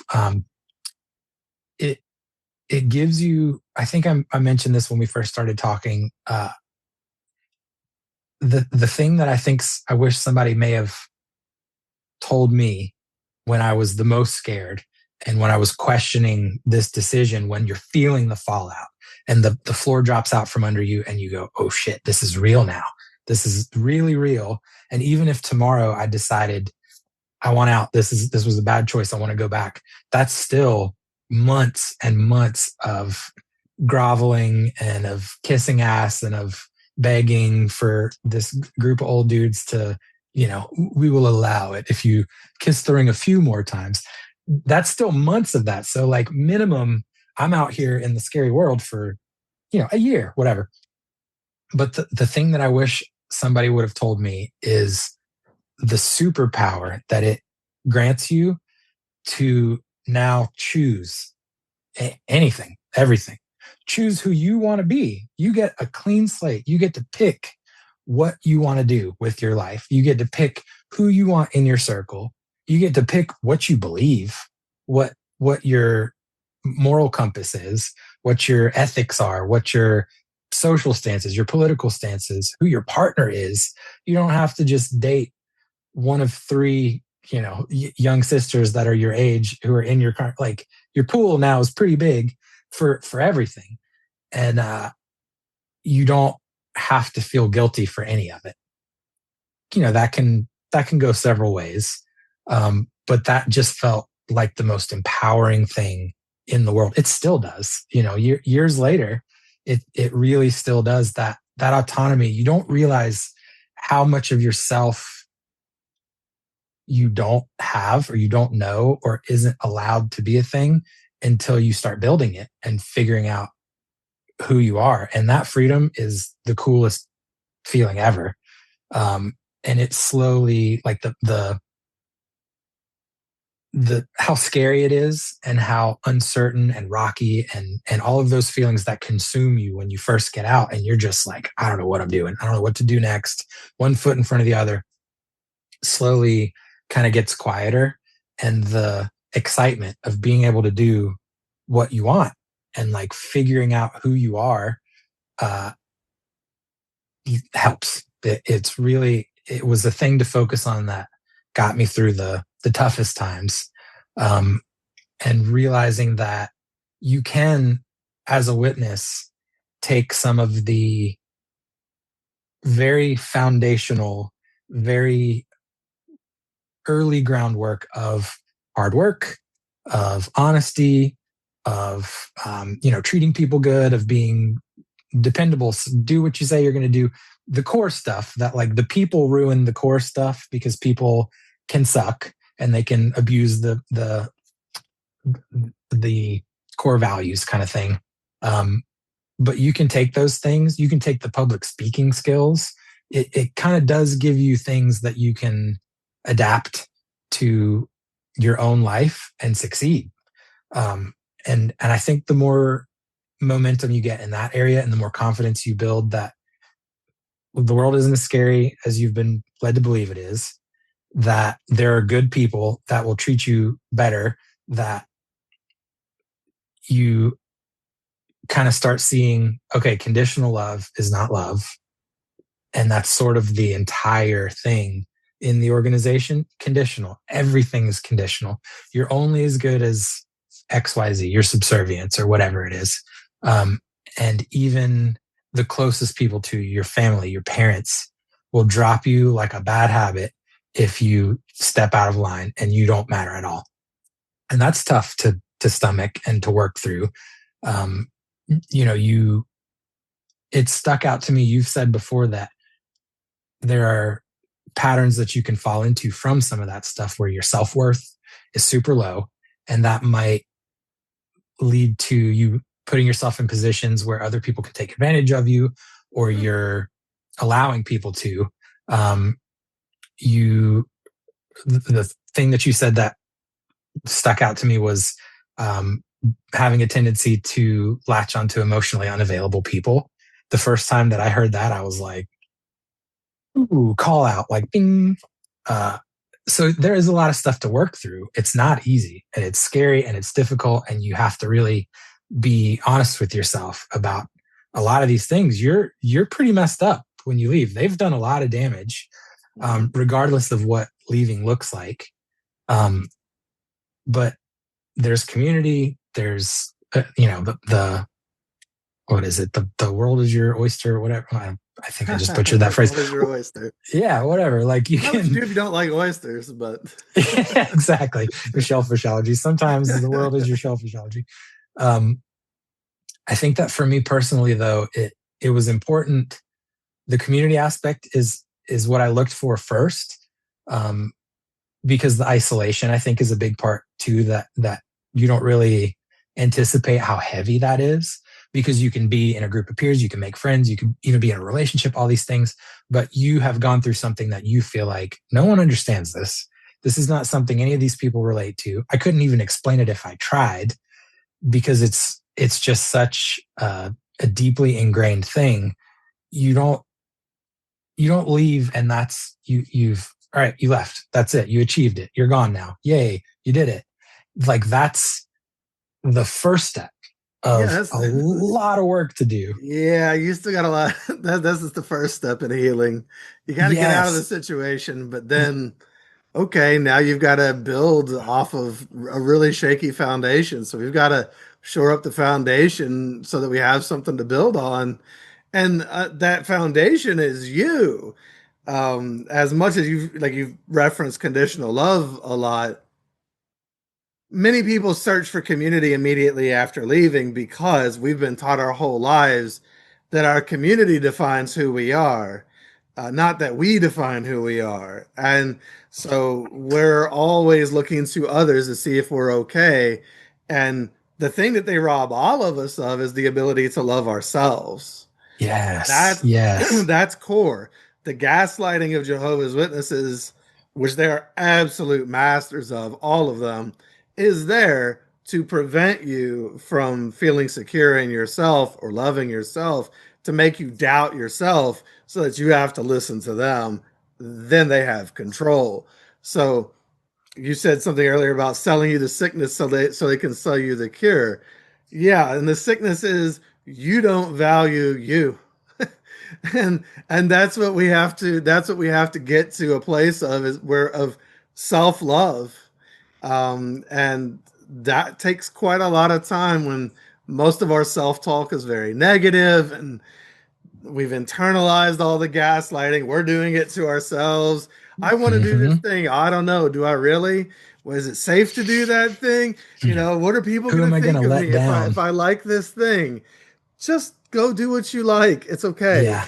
Yep. And you learn obedience, not identity. So yes, when you do finally get out, and especially if you're, a late teenager, early 20, 30, 40, like the older you get, it's probably more difficult. Sure. Because you're now thrown into an environment where everyone else has been building their identity for a long time, and you kind of don't know who you are, what to do. Plus you have all this freedom.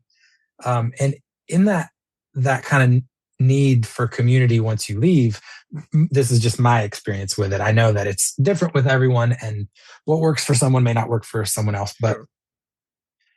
The community, the need that I felt for community wasn't just warm bodies. It was people who understood, people who I can relate to. And who's that community? It's other ex-witnesses are the only ones that are going to be able to relate. But in my experience, the other ex-witnesses in the area, once we said that like it's the first step towards healing. Like getting to that door is so hard, and it takes so much working yourself up to it and debate back and forth and all this stuff. Then you finally get to that door. It's the Truman Show at the end. He opens the door, walks out. That's not the end. That's like the end of that chapter. But once you take the first step through, the movie's not over. Like we don't know what he saw on the other side of that, but that's what leaving is. Now you've got this whole like level 2 you have to now figure out. And it's lonely. So the need for community was really strong for me. But people who had been disfellowshipped, years before, some of my sister's friends, or like,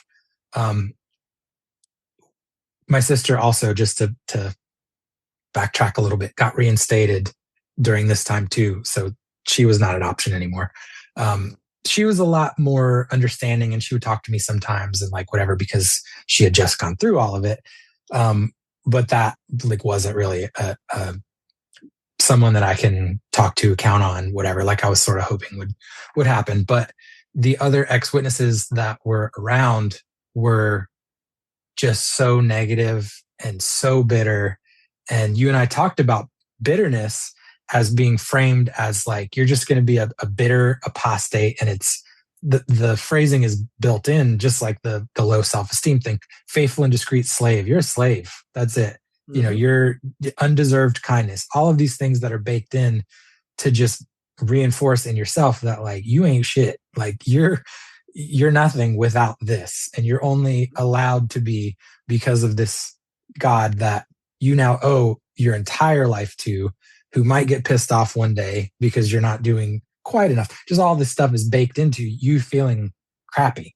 So you learn obedience, not independence, or identity. But I realized for me that once I walked through that door, I wanted nothing to do with it at all. I didn't want to think about it. I didn't want to feel anything from it, which you're delaying the inevitable because you're going to have to face it at some point. It's denial and it's survival, but that's what you got to do to survive sometimes. Is you've got to get out doing other things. And you can always come back and revisit it later. It won't go anywhere. No, it's there, and it'll come up. Yeah, it'll come up when you don't want it to. Well, it'll be there. But I felt like, okay, it took a lot for me to get to this point. I don't want to go from the cult of Jehovah's Witnesses to the cult of anti-Jehovah's Witness, because it's still a cult. I don't want to spend this new freedom that I have getting together with other ex-witnesses to just talk about how crappy it was to be a witness. I want to just move on. I want to just keep going. So that period, I think, was just like pushing the lever over to just sort of like survival thing. Let me just not think about it. I can't handle this like fear, the overwhelming, like the grief, the loss, the whatever, not knowing what I'm doing, what I'm going to do next, how I'm going to survive, whatever. So just like numb, just like, let me just figure it out. The first stage in grieving, right? Denial, bargaining. That's it. All of this. Yes. Yep. And sometimes out of order, and sometimes two at once, and sometimes whatever. But number of years, I kind of started finding myself. I figured out, okay, cool, music. That's the thing. That's from that previous life. That's something that always gave me comfort. That's something I was good at. Maybe I can use this. Maybe I could do something with this. So, long story short, joined a few bands, played some music, was able to kind of experience on a very small scale the rock star feeling, being on stage and this and that.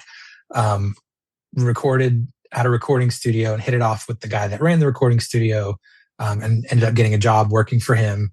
So I was able to work at a professional recording studio that I just found myself like one opportunity after another.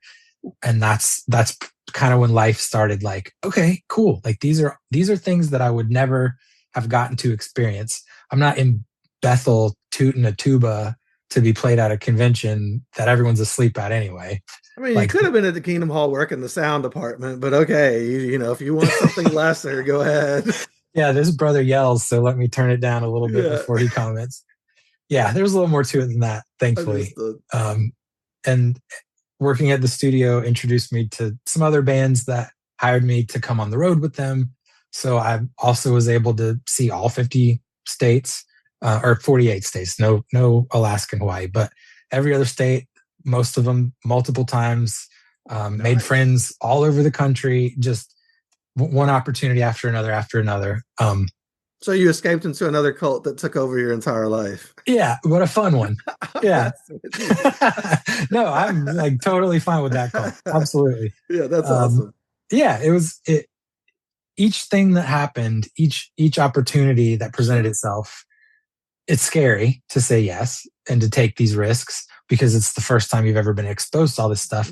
And that fear is always in the back of your mind, that like Satan is everywhere kind of thing. Obviously, you and I talked about if you say yes, you can always say no later. It's not a lifelong dedication. Of course. And some of these opportunities, if you say no, you can't say yes later. So I kind of just had like the fuck it mentality for those, like the 20s, and it opened up so many cool opportunities.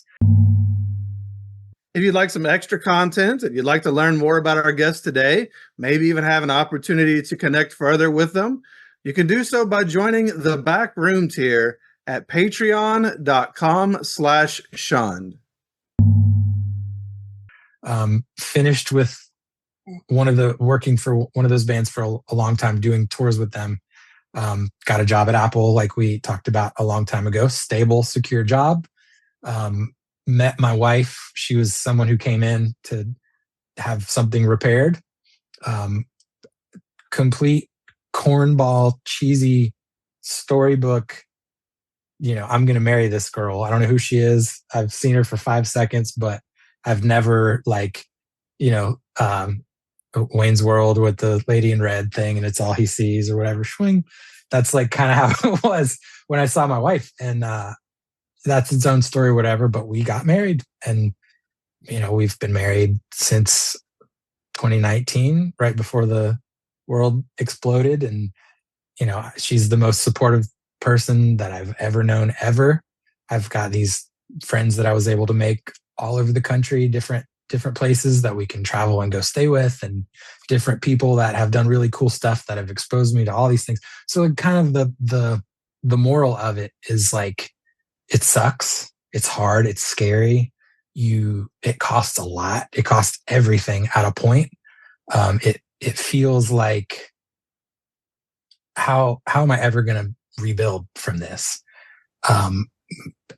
Everything, it depends on when you get out, if you were born into it or whatever, like I was, but that's your entire life, everything, everyone, and there's an isolation after, when your life starts over. For a point, everyone in my life I had only known for a year, 2 years, Sure. Whatever. And that's kind of scary, and you're in your crappy apartment on Christmas, and everyone's doing it, but you don't even have your witness family so there's like a lot of uncomfortable, there's a lot of lonely, there's a lot of like really hard things that are enough to keep a lot of people in, I know. But the growth is worth the loss, for sure. The superpower of being able to now steer your own ship, you can figure out who you are, who you aren't. I know initially you and I also talked about how with a lot of ex-witnesses, your bullshit meter is like finely tuned. And granted, I think that with some ex-peers, some people that I knew that left, that freedom, I think, and the drive to want to experience everything, let me make up for all this lost time, can lead you down some bad places. And not all ex-witnesses make it. Some of them totally destroy their lives over not having the tools to be able to handle this crazy shift. But I mean, I guess I'm one of the lucky ones that was able to learn from some mistakes, but nothing. Well, I think that's it, right? Like, so the bullshit meter can be finely tuned if you choose to acknowledge and tune it, but it gives you the opportunity for it. But there are many other people who will just fall into another cult. I mean, there are of some sort. People tend to bounce. There's cult hopping, so to speak, that's sometimes talked about. And I guess my point being, all of these things when you leave are a chance to figure out who you are. You will take different lessons away than other people may, naturally, because of who you are, who someone else is, and their characteristics, and what they saw and went through. And you're immediately, honestly, starting, if you pay attention, to see little parts of yourself, even in the very early days, based on what it is you start recognizing and seeing, and what you gravitate toward or don't, or whatever. You'll start seeing little parts of yourself that then you get to build on. And then, yeah, it's scary to leave and be alone and feel isolated. And as exciting as it is to be able to choose your own adventure, it's also terrifying because now you're accountable and you can't just blame somebody else and farm it out to your mind and heart out to other people. But at the same time, as you do, whatever it is you build is at least real. Better than devoting decades of your life to something where none of it was real. At least this will be real. Yes, you exactly. Get to determine that. Yeah, and it's empowering. I've used that word a few times, but there's not a better word that I can think of. Sure. To be accountable. for the good, the bad, the mistakes, you're accountable for all of it, which does so much good for reminding yourself of your independence, for building who you are. I mean, there were parts of myself throughout this whole growth process that I didn't like, that you learn. Like, you don't know yourself at all when everything is so structured. And it's scary to then start to learn who you are, get to know yourself and figure it out. And I think that may be one of the pitfalls where some witnesses do just the structure and the rules and the how to think, not what to, or what to think, not how to think, is safe and it's comfortable. So getting out where there's none of that, there's no guardrails at all. You're the one in charge of everything. There's no safety net anymore. There's nothing. Every choice you make is your choice, and you have to stand by all of it. You're going to. You don't have to. You have. It's happening whether you want to or not. It's scary. So, then you might gravitate more towards, like you said, cult hopping, something else. I don't want that one, but I need somebody to tell me what to do, because not having any kind of guidance is scary. And I was programmed not to trust myself my whole life. So I've got to look to somebody to be my next cult leader. Right. And that's, that might work out well for some people, but I feel strongly that I don't think that works out well for anybody. I was trying to give the benefit of the doubt. I think I agree with you. I understand it. Absolutes are hard too. It doesn't really ultimately work out. Eventually maybe you learn your lesson, right? Yeah, you'll have fun in another cult until the cult leader bangs your wife and steals all your money or whatever. Yeah. But the independence is worth what it costs to get to it. And it's very fun to get to know yourself and to be able to explore the things that you weren't allowed to explore. So then let's end on this. What have you been exploring? What is it that you love about your life today? You have built a life, and I know when you mentioned your wife and different things. So obviously there's some things you love today in your life. What's good, Evan, after all of this? What is that culmination today, as of whatever this day is in May 17th, I think it is, of 2026. What's good for Evan? I think that there's a sense of pride in knowing what you've been through, even if people around you don't know, that I have earned every stripe that I have. Every one of my achievements is because I took the steps and went through the hard parts and put in the work. And even though essentially growing up as a young adult through an adult without a family, without a support system, is so hard. You don't realize how hard it is until you don't have it. But I almost want to say that I wouldn't change it. Obviously there's an ideal version of the whole thing where the cult wasn't part of it at all, yada, yada, yada. That's not reality. But I think that confidence of knowing that I can, because I did everything that I've achieved. I pat my own self on my own back, and I, congratulate my own self, and I hand myself the medal, and I celebrate Mother's Day for myself. All of that stuff is just me. And that builds so much more confidence than I think I would have had any other way. If I had a support system, I don't want anyone to have to go through it without it, but it's possible. And I think that your value, your ceiling is higher having gone through that.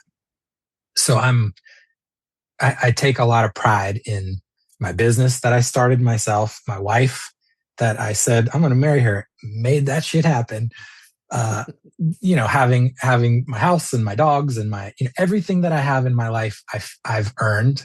And that's a really good feeling, even down to interests and hobbies and the experiences that I was able to have through music and all that stuff. I made it all happen for myself. Obviously friends help along the way, and, opportunities are presented, whatever, but none of those decisions were made for me. And I think that that's the thing that makes the entire thing worth it. That if somebody would have given me a glimpse into my own future when I was 17, 18, 19, it would have given me a lot more confidence and, I think confidence really to be like, all right, like, let's go. This is going to turn out well. And I think for current witnesses or for people that have recently left or anyone who is shunned that's dealing with that stuff, it's not just possible to kind of rebuild. It's probable. It's likely. Like life absolutely goes on and you have all the freedom in the world. That superpower that I talked about, that's so underrated. Autonomy is the coolest thing in the world. And once you have it, it never stops. You can have fun forever making choices. That's it. You have the free will the irony of calling it, your God-given free will or whatever. Like once you take the God-given free will and you remove the God part, that free will it sounds so like Tony Robbins, but like it can take you anywhere. There were so many different experiences that when I was sitting in it, I was going, how the hell did I get here? This is crazy that I'm experiencing this thing right now that I'm, I don't know, there's a bunch of examples that we could go off, some crazy stories, but you've lived a good life. You're living a good life that you own. And I think that's the point, is that you now have the opportunity to own your own life. And life can be, like you said, it's not just possible, it's probable. It's probable as long as you do the work. A good life is not going to come knock on your door and find you. If it does, it might be a cult. Yes. You have to go make your own good life. It probably is. Right? And you have done it. And I see so many ex-Jehovah's Witnesses with imposter syndrome. And I just tell people all the time, we're the realest ones. We don't have family paving the way for us. There's no nepotism here. We've been robbed of so many opportunities, but yet we're going out here and making something happen. And we should all feel proud wherever we are on the spectrum of experiences today, of growth today. Keep going. Don't stop. Yes, Keep ever. going. There's no destination. Yeah. And it's not, you're absolutely right. It's not the good life will come to you because you've taken this step to leave this thing. It's that taking this step to leave this thing removes that ceiling, that barrier, that freaking cage, the stupid cage analogy. The cage. That cage is gone now. And you have the potential, the freedom, the ability to do anything. And anything might be, cracking an alley, but anything might also be building a family or a successful career. All of these truly fulfilling things that you get to enjoy now, not doing this stuff for maybe the hope of a possible, probable, maybe faith future that might come. Like, no, this life is worth enjoying now instead of being in that cage just in case kind of thing. If you want to tell your story on the podcast, buy merch, or get more information, go to shunnedpodcast.com. My original podcast, This JW Life, is my story, which started all of this. You can listen to it today on podcast apps and find more at thisjwlife.com. Or if you're interested, you can read my book, Becoming Jehovah, online for free at becomingjehovah.com.